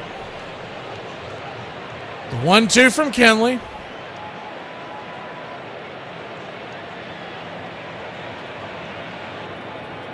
Turns and fires in the dirt, 2-2. So Deuce is wild now, 2 on, 2 out. A 2-2 count. A single would most likely score 2.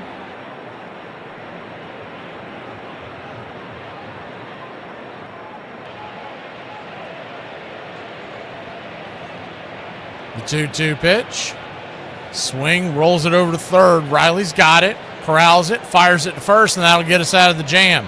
We'll go to the bottom of the 5th. Braves 1, Cubs 1 here in Atlanta. War's over, man. Drop the big one. Well, since when are you the quitting kind? What? Over? Did you say over? Nothing is over until we decide it is. And it ain't over now. Who's with me? Let's go! I don't have to tell you things are bad. It's depression. Everybody's scared. Punks are running wild in the street. The air is unfit to breathe, and our food is unfit to eat. We sit watching our TVs as if that's the way it's supposed to be. We know things are bad, worse than bad. I want you to get mad. Will you fight? No! We will run! And we will live. Shame on you. This could be the greatest night of our lives.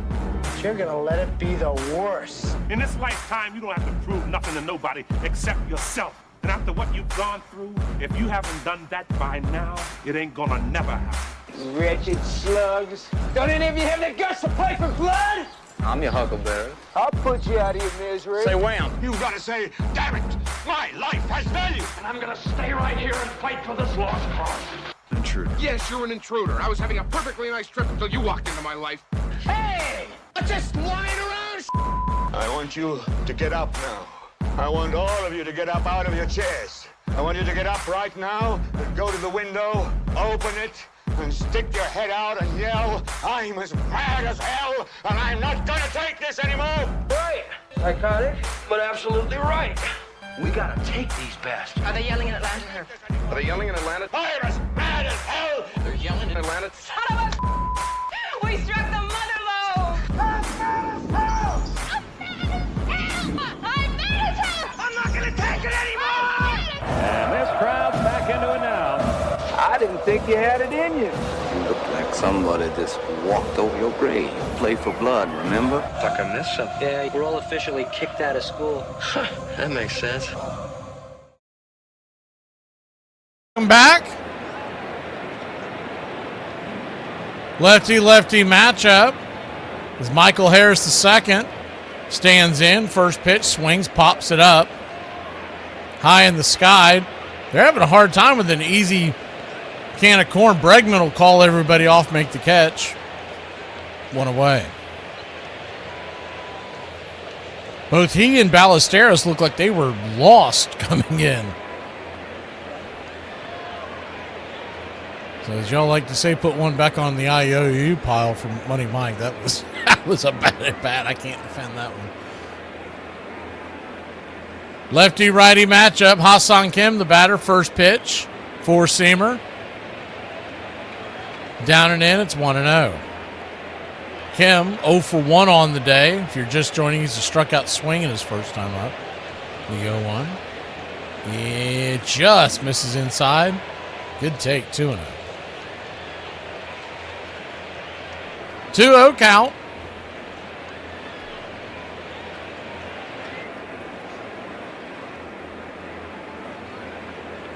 Turns and kicks. Right down the pipe for a strike, four-seamer. 2-1.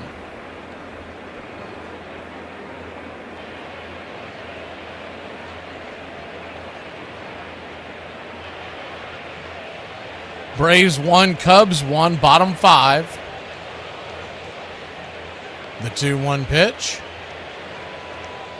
Inside. Just grab the inner half, 2-2. Standing on deck is Sandy Leone and then Azakar in the hole. The 8-9 hitters, but they are both 1 for 1. The 2-2. Swing! That ball's hammered down the left field line. Just foul. And I mean just foul. Kim's still looking for his first base hit of the season. Came back last night. Went over. I believe that's Aaron. Is that Aaron Bummer warming up in the pen? Didn't look like him for some reason. The 2-2. Swing. Hits it high. And not very deep. That'll be an F7 in your scorecard, and there's one away.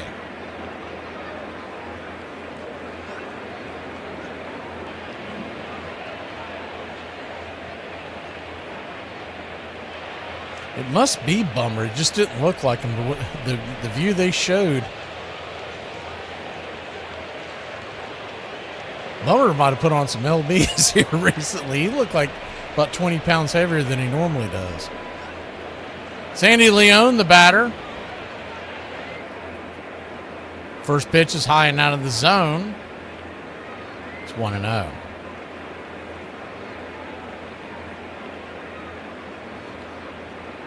One-0. 1-1 your score, bottom 5. The pitch, swing and a miss. Over the top, 1-1.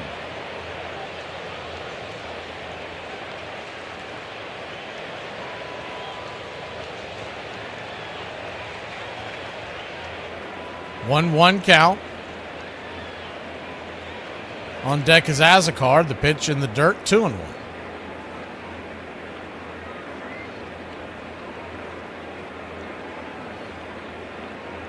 So if you're just joining us, what they're saying is that Acuna will not be back this weekend. They are expecting Eli to be back on Monday. Is the 2-1 pitch, swing and a miss, 2-2, four-seam fastball. Acuna's doing the running drills and everything's okay, but they're just playing it safe.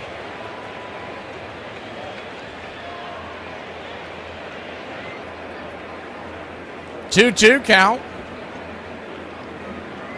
Imanaga turns and kicks. Pitch 64. Swing. Pops it up.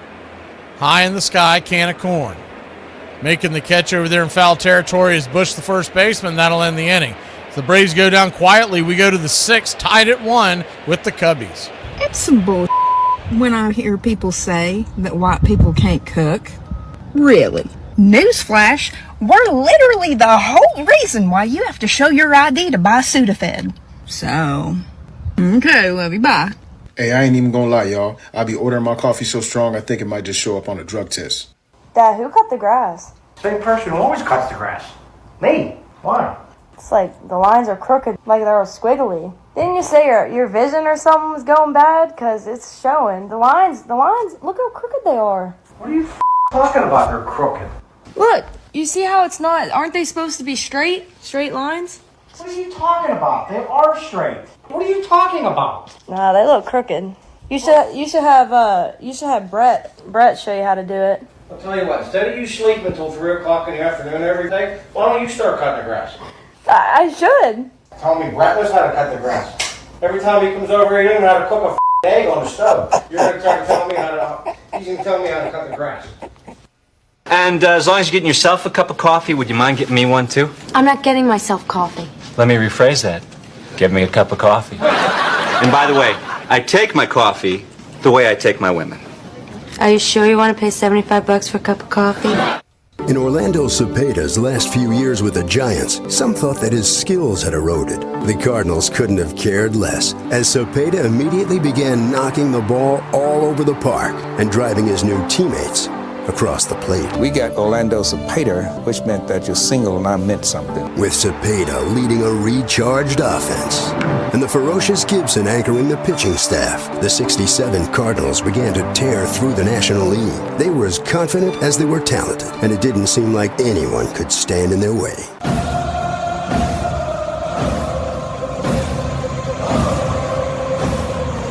Welcome back. Atlanta Braves and Cubs are tied at 1. We go to the 6th. Lefty-righty matchup is the first pitch from that's Martin Perez. That's why it didn't look like I wasn't thinking about one of our starters coming out of the pen. The 0-1. Turns and kicks. Just grabs the top of the zone 1-1. So I guess they want him to spell a few innings, kind of like if y'all were here last night for the game 1, Diddy Fuentes. The 0-2 down and away, 1-2. Iron, we expect you to be paying attention to all that football tape, man. We're going to have some questions for you later. 1-2 count. Brings it. Right there at the knees. Caught looking, strike 3. Filthy cutter. Man, he's hitting his spots on that first at bat, 1 away. 2 of those pitches barely kissed the black. If he's pitching like that tonight, he's going to be hard to handle. They said last night that, and I had it recorded for y'all. The problem was we had the issue with the one monitor when we first started, and I got the new one that's supposed to be here, I don't know, next couple of days. But long story short, I didn't get a chance to play the clip for you. The 0-1 pitch is down and away, 1-1. But long story short, I'd recorded it because I wanted y'all to hear it. I usually try to do that when they win. When they lose, I figure y'all don't want to hear a bunch of poor woes me stuff. But it sounds like Holmes is going to get another start as the 1-1 down and away. 2-1. And what they said was Weiss made the comment that reason why they pulled him when they did was because he had just pitched, I want to say 34 pitches that final inning, and they just didn't want to push him. The 2-1 pitch, swing, chops it hard on the ground over to Riley. Riley fires it across the infield, and it's a 5-3 put out, quickly 2 down. So as it lines up right now, it's being projected that Holmes will pitch Sunday against the Red Sox. So they're trying to get Martin Perez some work.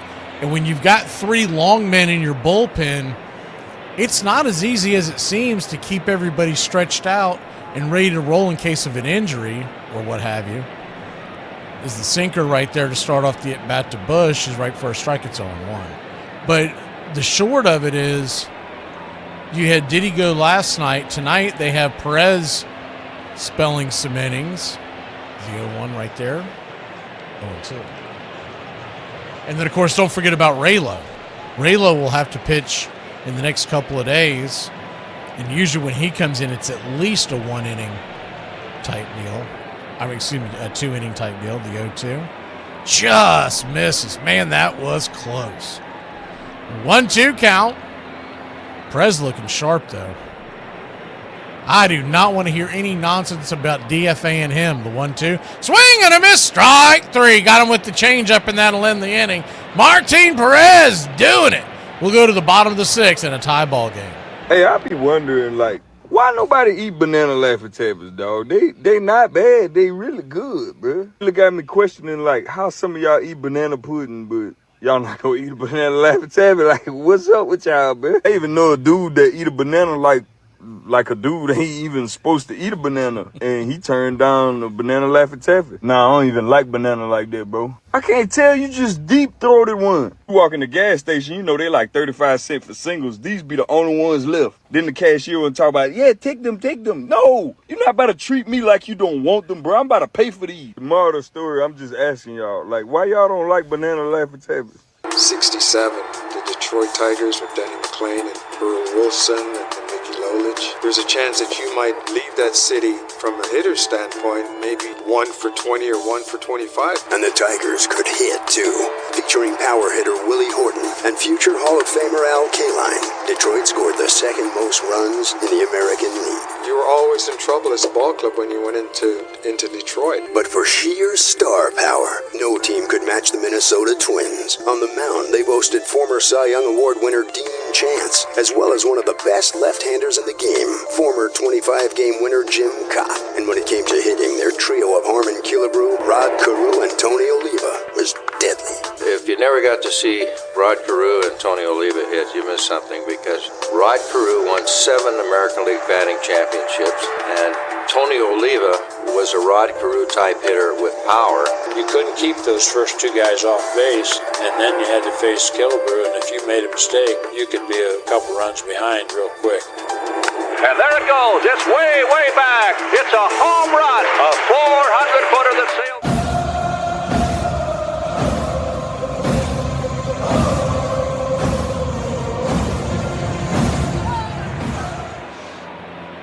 Atlanta Braves, Chicago Cubs. 1-1 your scoreboard in the bottom of the 6th, and the first pitch swinging. Coming out of his heels, Jose Azocar, who's 1 for 1 on the day. The single.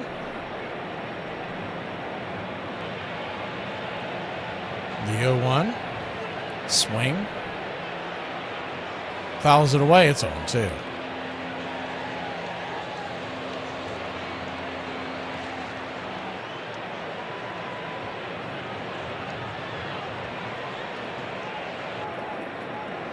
The 0-2 count. Misses high. 1-2. Braves 1, Cubs 1. Is the 1-2. Misses. They do want to challenge that, though, so we're going to get a ABS challenge real quick. It's a close one. It's right there on the line.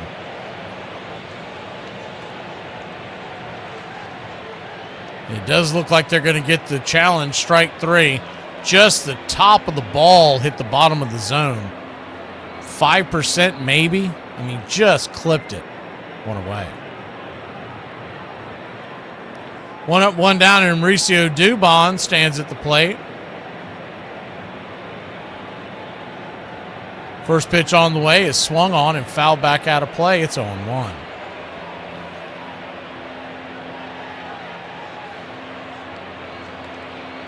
Lefty righty.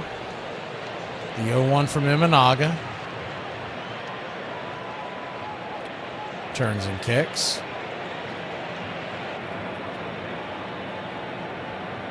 Four-seam fastball. Chase one up out of the zone. 0-2. It's an 0-2 count. Braves 1, Cubs 1. The 0-2 pitch, swing and a miss, strike 3. Blew it right by him. 2 down.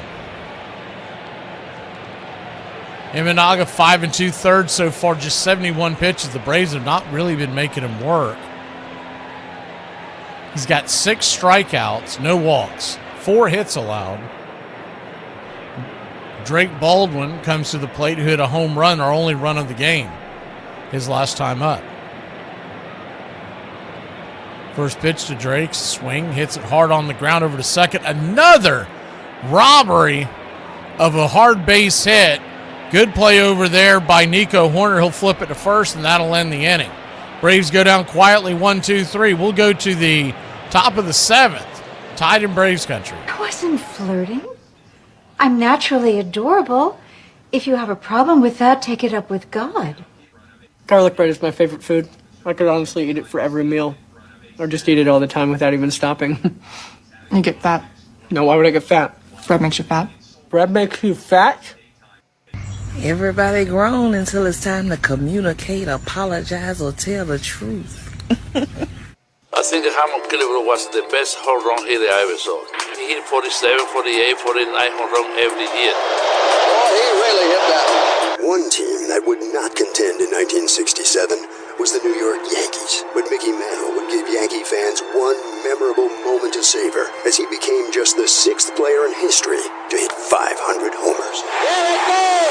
It's out of here! Mantle had finally become the favorite son of New Yorkers after struggling to live up to the legendary Joe DiMaggio. This was something that Red Sox outfielder Carl Yastrzemski could relate to, as he had been trying for 6 years to replace a Boston icon. Taking over for the greatest hitter that ever lived, Ted Williams, and the pressure on him was tremendous. Williams was very outspoken, very opinionated, very talkative. Yastrzemski, on the other hand, was kind of shy, kind of withdrawn, kind of introverted. Being a youngster at 21 years old, I would like to have come into the big leagues, been unnoticed, and not taking Ted Williams' place or being called the next Ted Williams. I think it would have made it much easier for me.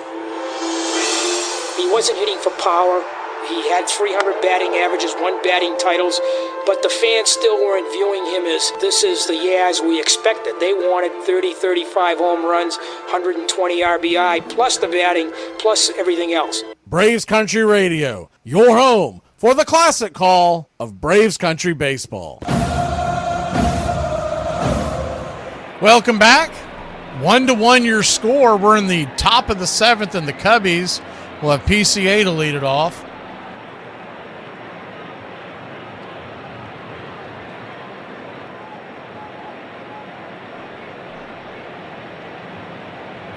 Carson Kelly to lead it off. The 0-1 from Dylan Lee. Turns and kicks. Lifts it. High and deep into right field. And underneath it is Azakar. One away. F9 in your scorecard. That'll bring PCA. I got a bit ahead of myself there. It'll be PCA and then Dansby Swanson. So the 7, 8, 9 batters. Atlanta in the bottom of the 7th will have Ozzie, Olsen, and Riley, so the heart of the order. Lefty-lefty matchup, first pitch. Drops a slider there. It's 0-1. PCA batting .239 on the year. The 0-1. Swing and a miss. Slider off the edge. 1-2.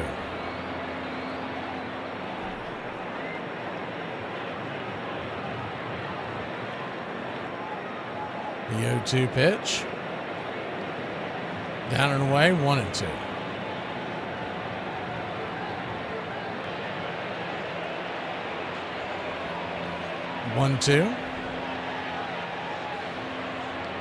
This is outside, wide, 2-2. So a 2-2 count.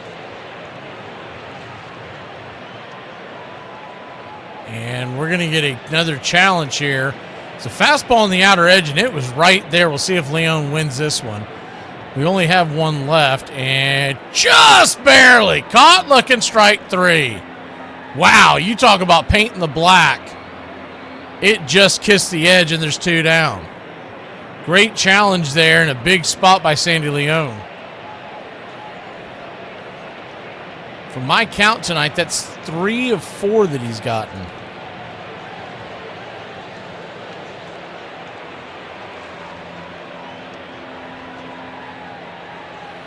Dansby Swanson the batter. First pitch is a changeup right there on the outer edge. It's 0-1. Sandy Leon, I believe, is challenging this one as well. And that does look like a challenge. Home plate umpire Sean Barber didn't acknowledge it at first. I thought he was blowing him off. He got that one. Good Lord. Sandy Leon. He's the reason we made that soundbite. Nights like this. The 0-1 count. I'm still getting used to having that soundbite. I forget we have it. The 0-1. Swing, fouls it back. It's 0-2.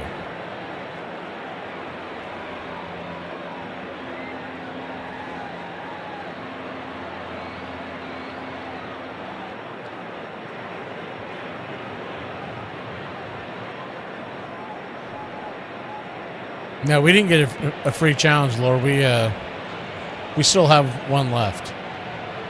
He's now gotten 4 out of 5 correct tonight. The 0-2. Swing and a miss, strike 3, and that will end the inning. Cubs go down 1-2-3. Dylan Lee, man, he's doing it. 2 strikeouts, ERA of .87. We'll be back in a flash. Get up and stretch, Braves country.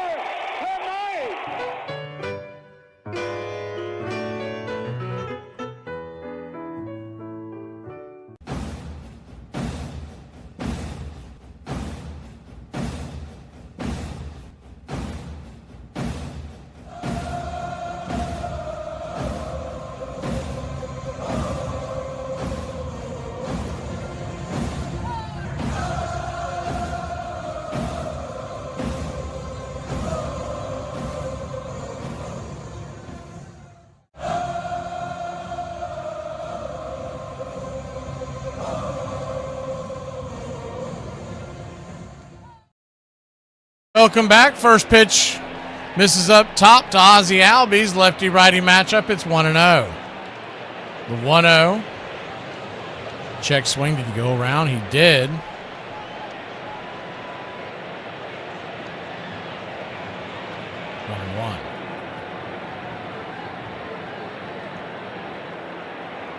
One 1-1 count. Ozzie's 0 for 2 on the night.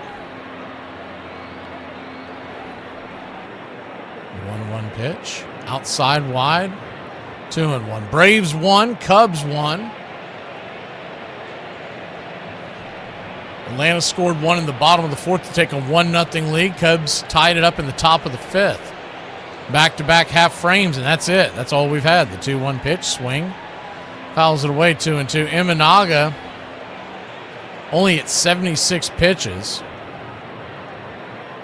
Braves really haven't made him work like you would like to see them do. The 2-2. Outside wide, ball 3, 3-2.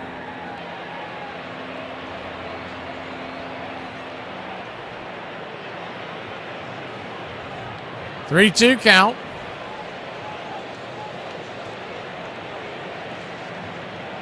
Swing, punches it back foul. Right in on his fist. One of those gotta swings. You gotta swing at it or you're going to be out. Ozzie shakes his hand off as he walks out of the box. A full count. On deck is Olsen. Riley's in the hole. Braves and Cubs tied at 1 here in the bottom of the 7th. The 3-2. Swing and chase one off the plate, and that'll be a can of corn. Second base side, F4, 1 away. Ozzie knows he swung at that ball forward. I mean, that pitch was, 3 inches off the plate. So he'll head back to the drawing board. Matt Olson will come to the plate. Olson Singled to center his last time up. He's 1 for 2.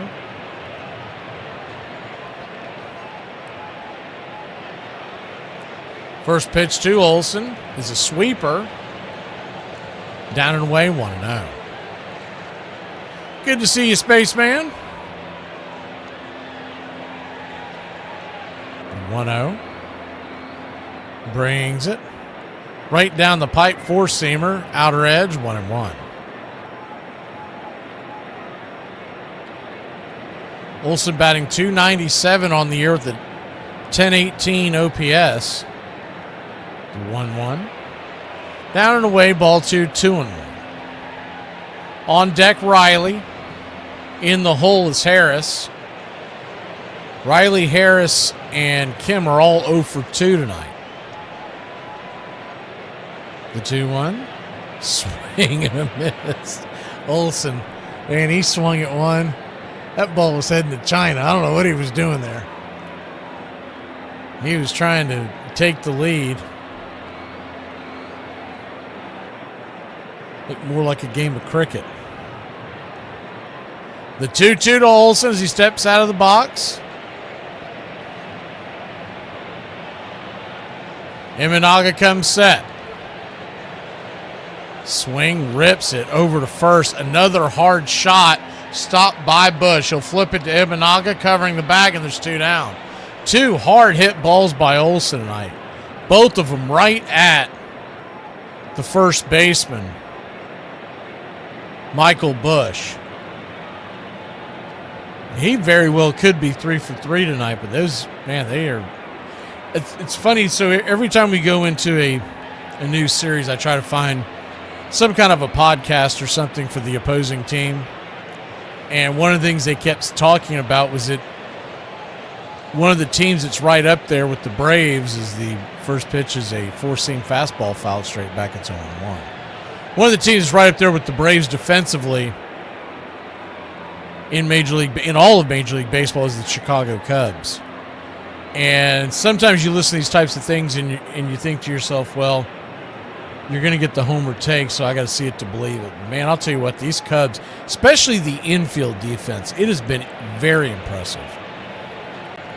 Pitch to Riley off of that 0-1, misses below the knees. It's 1-1. 1-1 count.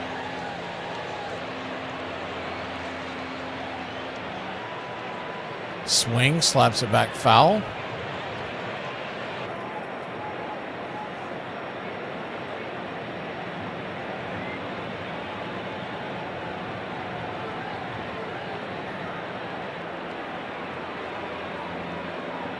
Imanaga needing a second to refasten his glove.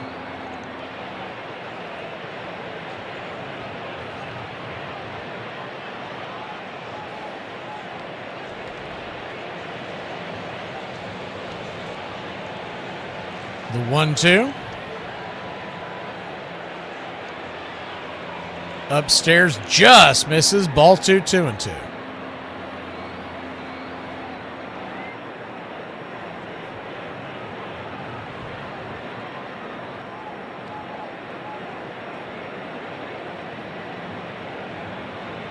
The 2-2. Fastball, ball 3-2. Just outside. Trying to get him to chase one off the plate.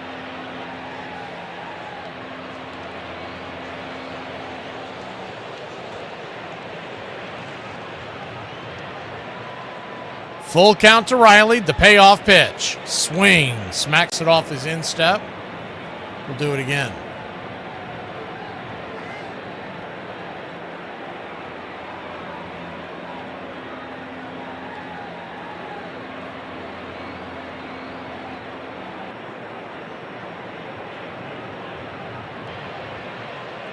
The 3-2 to Riley.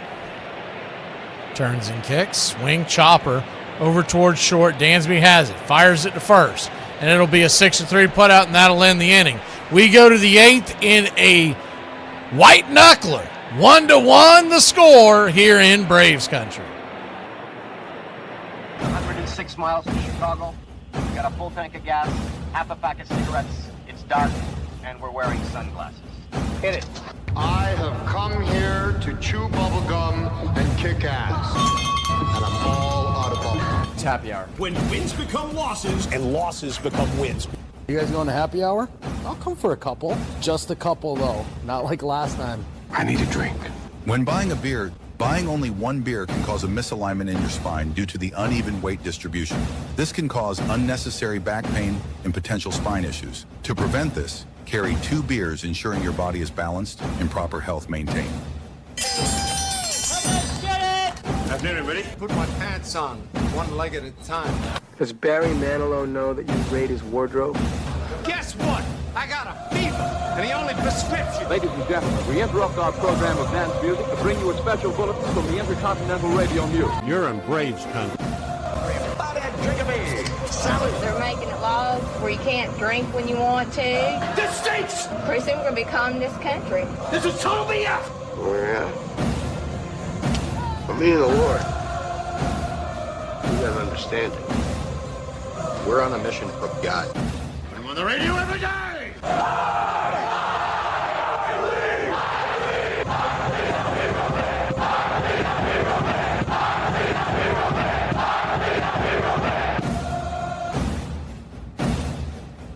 If you want to stop me, you're gonna have to kill me!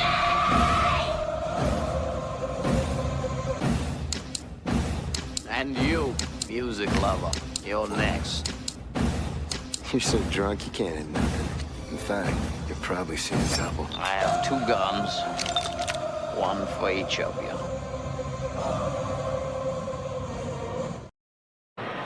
Welcome back. First pitch swinging to start the 8th inning is a hard grounder up the middle from Robert Suarez. Chopped over to Kim. It's going to be a 6-3 putout. And there's one away.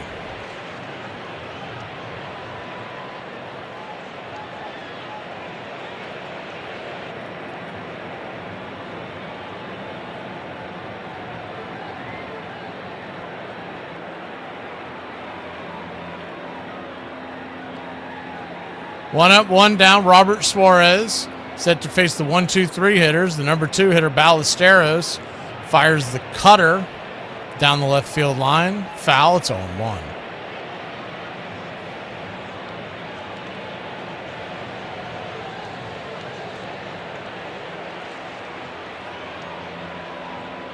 The 0-1.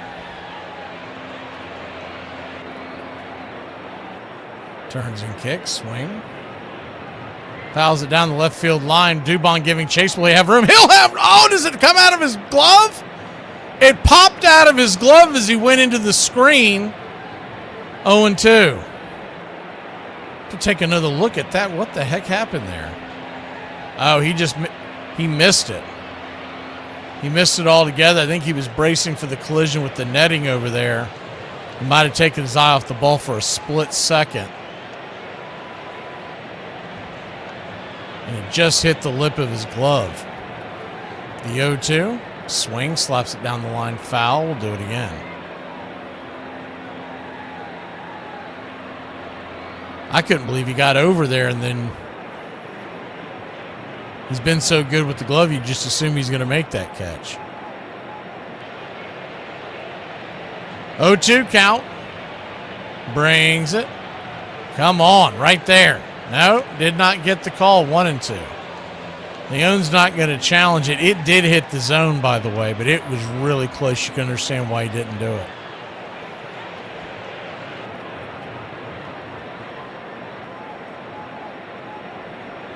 The 1-2. Swing and a miss, strike 3.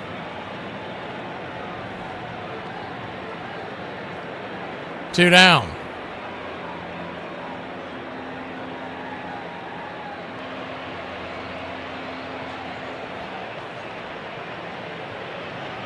Two down.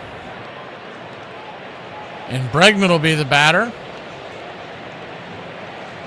Righty-righty matchup. First pitch on the way is outside wide.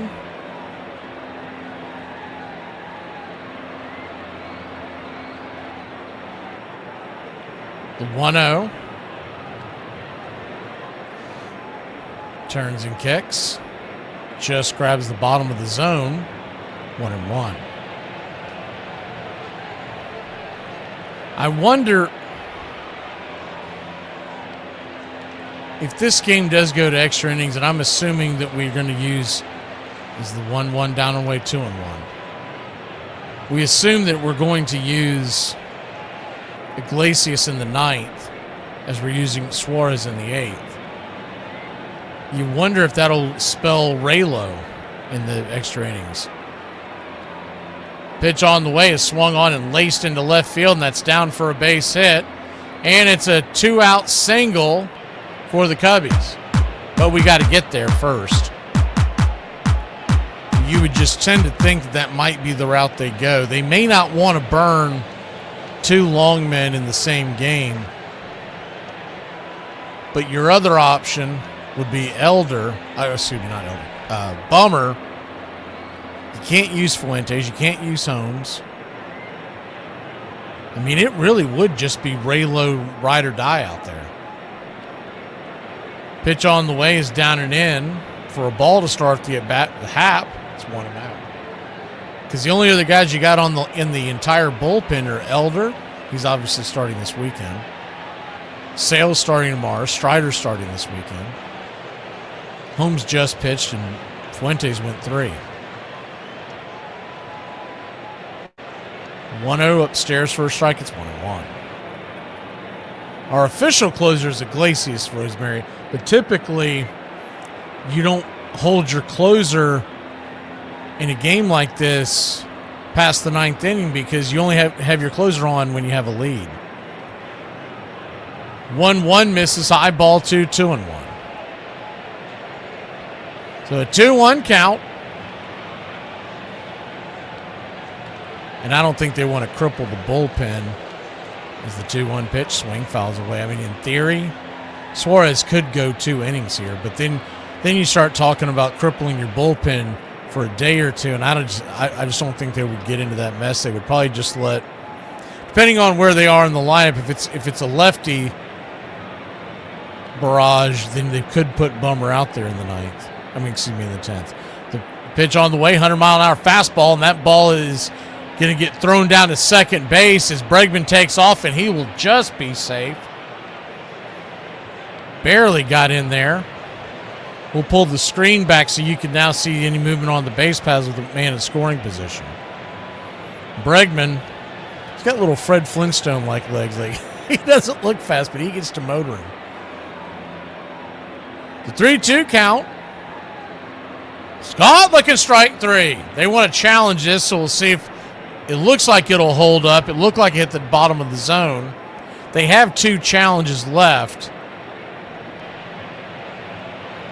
And he's going to win that challenge. So ball 4. I mean, you cannot. What it says on the screen is less than 0.1 inch.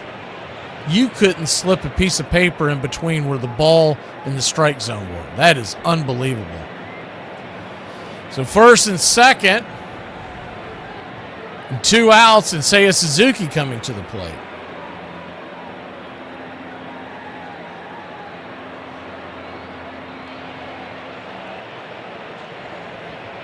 That's not bad luck. I don't know what is. 2 on, 2 out. Pitch from Suarez. Check swing. Did he go around? They checked down the first base line. He did. It's 0-1. Once again, the Braves will have the heart of the order due up. Ozzie Olsen and Riley. Or excuse me, I'm behind myself. The 0-1.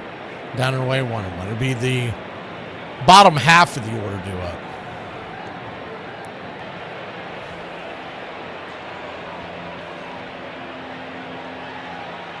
It'll be Harris, Kim, and Leon.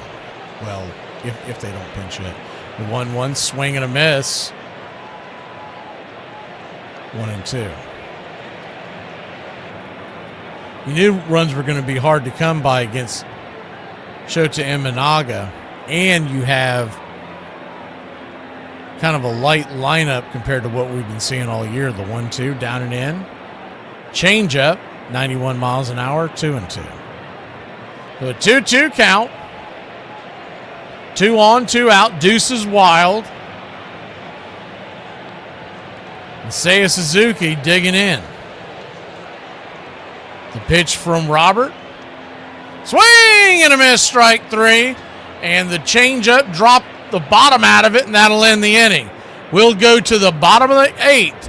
Harris will lead us off when we return. Your biggest red flag? I don't know. I drink too much and I black out. You black out? I black out. When's the last time you blacked out? Like last week. No, I'm sober right now. You're not sober right now. Yes, I am. I'm looking at you. All my life, I'm sober. Okay, ask me a question then. Okay, what's your deepest insecurity?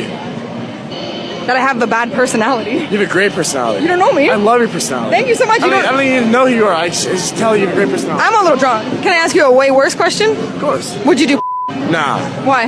It's too small. I don't think that matters. It does matter. Oh, you gotta give him that hawk and spit on that thing. You get me? Today we honor Willie Mays' wonderful career. He is the only player to have at least 50 home runs in a season and 20 triples in a season. Even more impressive, it happened only 2 years apart. He was always in contention for the MVP award, receiving MVP votes in each season from 1954 to 1966, a stretch of 13 years. He was an extra base hit machine, hitting at least 70 extra base hits in 13 straight seasons. His 18 All-Star games as a starter is the most for any player in Major League Baseball history. Some say they invented the All-Star game for Willie Mays. He is the best center fielder of all time. His 12 Gold Gloves are the most by any center fielder. He is the only player in MLB history with at least 3,000 hits, a 300 career average, 300 home runs, and 300 stolen bases. He had 4 home run titles, 4 stolen base titles, and 1 batting title. He also led the NL 5 times apiece in OPS and slugging percentage. He was the first player in Major League Baseball history to hit 50 home runs and steal 20 bases in the same season. He finished 6.6 WAR shy of the all-time mark for position players,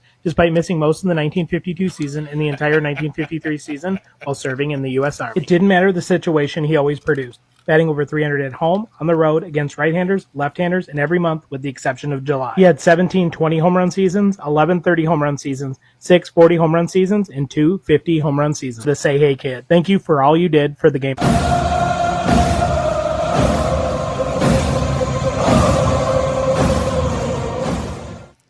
We go to the bottom of the 8th, and Imanaga's still out there. First pitch on the way, swing and a miss. It's 0-1. Braves have only got Imanaga to, that was pitch 92. Or was that 91? Yeah, no, pitch 92. The 0-1. Just misses. 1-1. Cubs still have both of their challenges. The Braves have one. It did look like it missed. It was a really good frame by the catcher Kelly, but it did miss the zone. The 1-1 misses high, ball 2-1. Hopefully Imanaga will run out of gas here and we can get into that bullpen. There is a right-hander warming up in the Cubs bullpen. Couldn't see his jersey from here. The 2-1 in the dirt, ball 3-1. I believe that was Matone, but I'm not 100% sure. 3-1 count. 1-1 your score. Bottom of the 8th. The pitch, swing, rolls it towards second. Harris is hustling. High toss. That's going to be an E4, and your Atlanta Braves have the go-ahead run on here with nobody out in the 8th inning. Did that ball get away? I guess it stayed in the field of play. Tried to underhand scoop it. Didn't feel like he had enough time to switch hands and throw it to Bush. And it got in the lip of his glove and went airborne over the head of the first baseman. So runner at first. Nobody out, and the right-hander is coming in. Like I said, I think that's Matone, but I can't make out the jersey. We'll be back in a flash to introduce him when we return.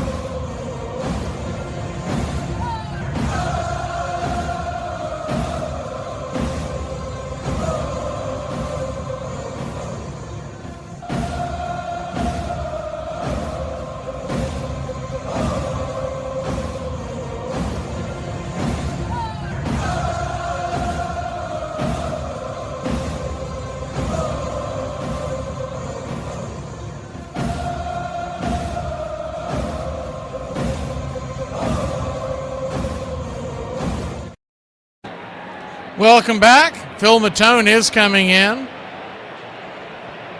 Righty-righty matchup. First pitch on the way to Ha-Seong Kim. Runner at first, nobody out. Pitch is right there for a strike. It's 0-1. The 0-1. Matone.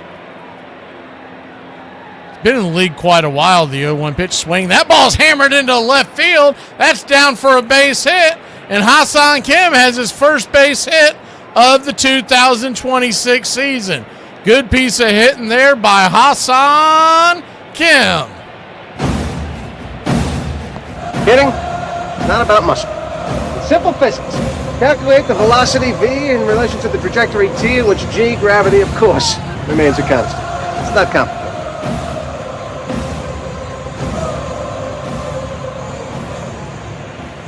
And they're coming out there to talk to Matone. And this is their pitching coach, Hotovy. He's not a trainer, so it's nothing to do with that. You want to know about Phil Matone. Now, the name should be very familiar if you're a big-time baseball fan and been watching the postseason for a while. Matone was with the Houston Astros in 2021 when the Braves faced them in the World Series, in 22 when Houston won the World Series, and he was also there in 2023. Since then, he's been with the Rays in 24, the back end on a trade to the Mets in 2024, the year the Mets went to the NLCS against the Dodgers. Last year, he was with St. Louis and Texas, and this year, 11 appearances with the Chicago Cubs at a 7.45 ERA. First pitch on the way to Dominic Smith, who's coming in to pinch hit for Sandy Leon.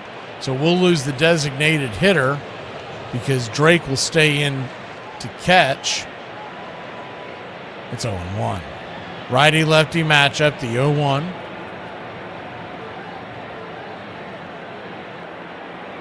Kicks and fires. High and out of the zone, 1-1. Braves 1, Cubs 1, bottom of the 8th inning. Runners at first and second.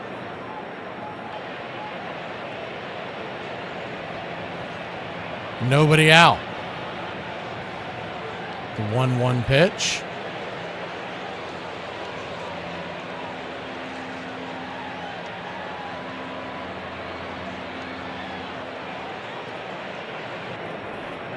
One and two. The 1-2 count. For some reason, their action cam's not working, so I can't put the overhead view on. Every time I do that, it just goes back behind the umpire. Infield back and to the right. The 1-2 pitch. Turns and kicks. Misses outside wide, 2-2. Went with the cutter. Cutter and curve, those are his two main pitches you'll see from Matone. He usually stays away from left-handers and runs outside to right-handers. The 2-2. Swing and a miss, curveball, strike three, and there's one away. One down, and the Yaz will come on to pinch hit for Azakar with the right-hander on the mound. But he's just looking for any kind of a bleeder, anything to get the runner home from second.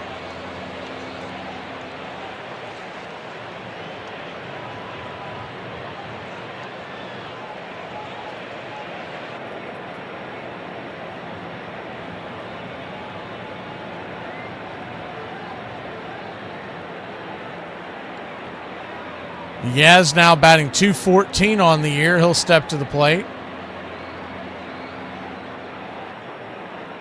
Righty-lefty matchup. And Matone brings it. First pitch upstairs. For a strike, it's 0-1.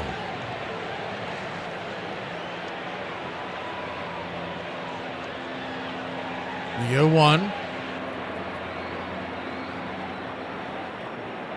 Turns and kicks. Outside wide, 1-1.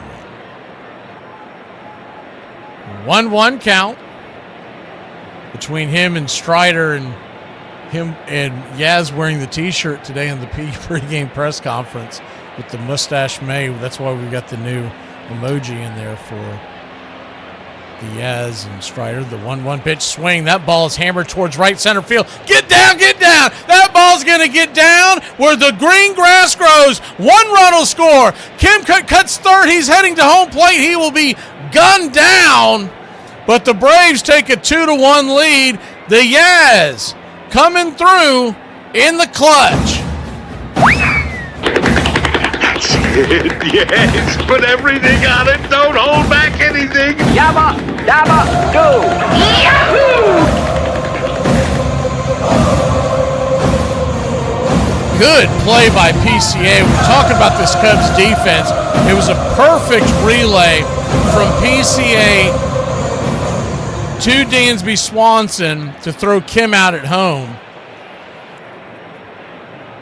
Just a little aggressive call there by our third base coach, Watkins. Runner at second, 2 outs, righty-righty matchup. First pitch on the way, inside for a ball. It's 1-0. I mean, I would say, even though I don't hate the call because it was going to take a perfect play, and that's what they got from PCA and Dansby. But you had the top of the order coming up, you would have had second and third and 1 out. So I kind of like my chances there. I probably would have held them. Of course, it's easy to say that now. First pitch off that 1-0 is smack back foul, sweeper, 1-1. 1-1 count. Drake is on deck. Iglesias is warming up. He looks to be ready.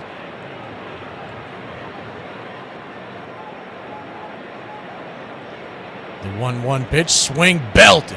High and deep. It may not matter. Zip, boom, bam, it's gone. Ram-a-lam-a, ding-dong, a 2-run shot. And Dubon dumps it into the bullpen. It's 4-1, good guys. Pardon me, would you have any Dubon? One of life's finer pleasures.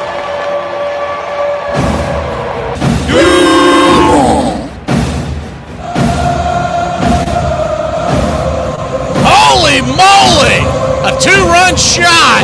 383 happy feet over the left field wall.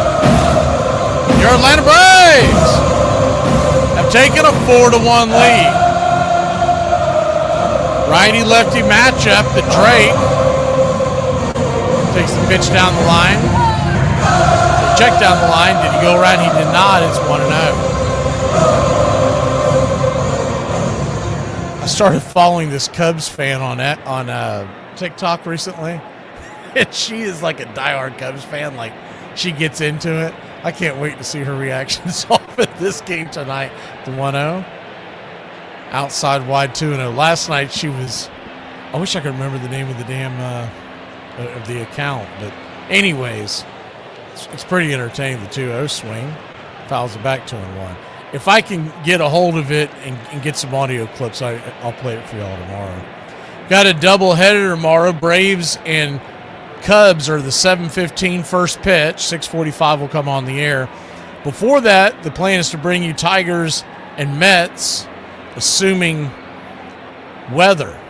The 2-1 pitch, swing, slaps it towards left field, drifting back and making the catch deep into left field. F7, Happ is there, and that'll end the inning. But not before your Atlanta Braves put 3 on the board, including a 2-run shot by Dubon. Would you have any Dubon? But of course. One of life's finer pleasures.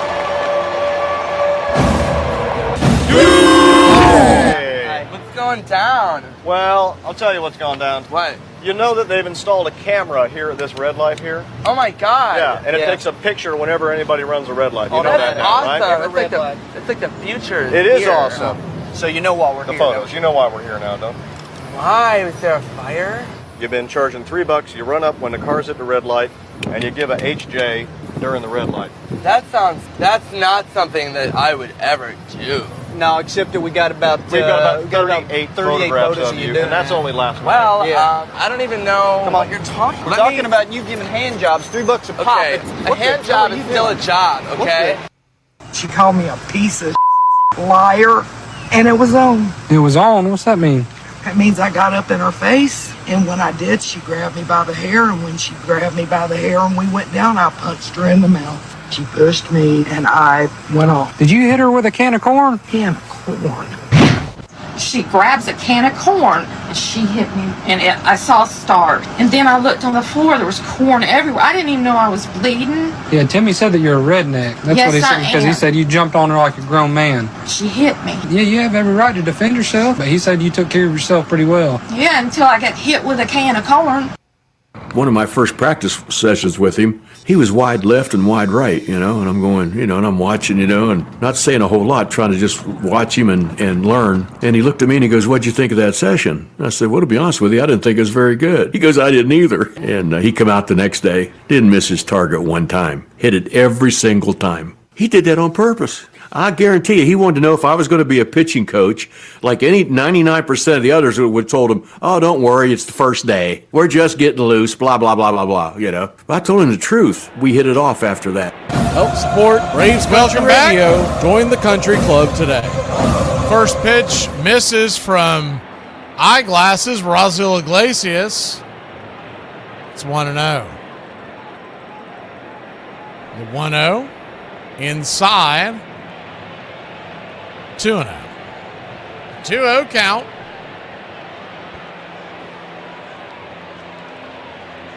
Kicks and fires. Right there, P at the knees, 2-1.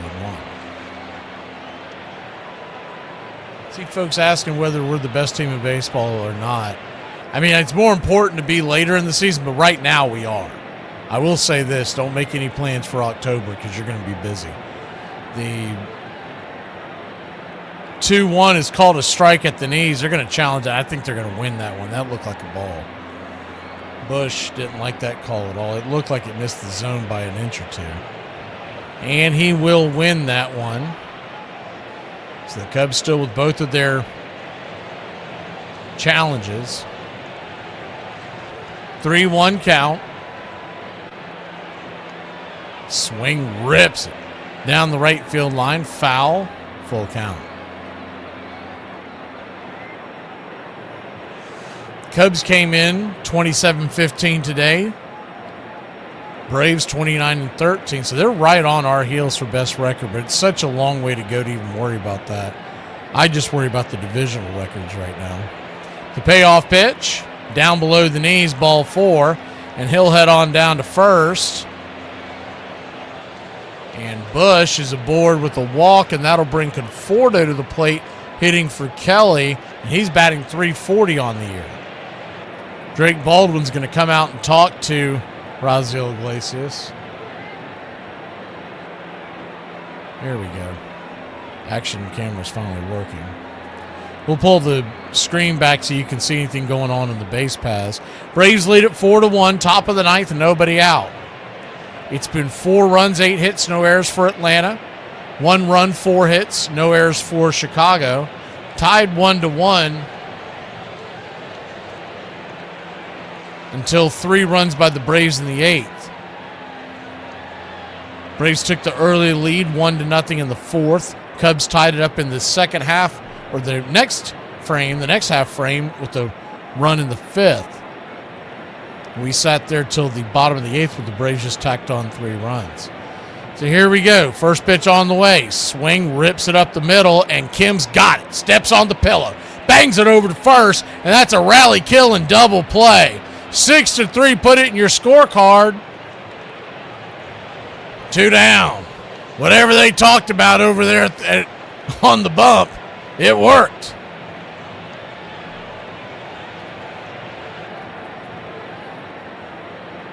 Pete Crow Armstrong comes to the plate now. Cubs down to their last out. Righty-lefty matchup. Pitch on the way. Swing, pops it up. High in the sky. Ha-Seong Kim camping underneath it. He'll make the catch, and Braves win. Braves win. Your Atlanta Braves win. whiskey for my men, beer for my horses. Atlanta Braves win it 4-1. 1 run, 4 hits, no errors for Chicago. Through the quad and into the gymnasium. Come on, everybody. Bring your green hat. Let's go. Come on, everybody. We're going. 4 runs, 8 hits, no errors for Atlanta. Suarez with the win. Imanaga with the loss. Suarez goes to 4-0. Going up through the quad to the gymnasium. Streaking. Get in the car. Everybody's doing it. Now. Iglesias has 8 saves and a shiny 0.00 ERA.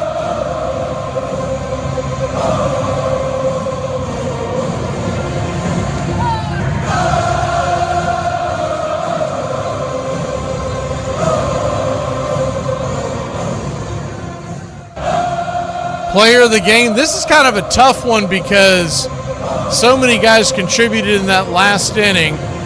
It was a pitcher's duel prior to that. But if we're going to go with one big play, one play that kind of broke it open for the Braves, give me Mauricio Dubon, who roped that 2 RBI double to put the Braves on top.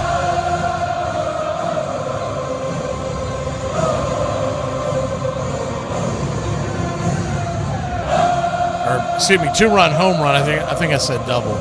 2-run home run, his 3rd of the year, put the Braves on top. And that was a huge home run by Dubon in a spot where it looked like we could be going into the final frame up by only 1. Braves win it 4-1. 30-13 on the year. Cubs drop to 27-16, and we'll see them tomorrow night. We'll see y'all tomorrow afternoon. Mets and Tigers, pretty good pitching match tomorrow. Montero versus McLean. And assuming no rain, we will have McLean and the Mets on a doubleheader in the Braves and Cubs tomorrow night. If it is rained out or even any kind of a delay, we're going to pivot most likely to the Washington game. They are playing the Reds. We'll see you then.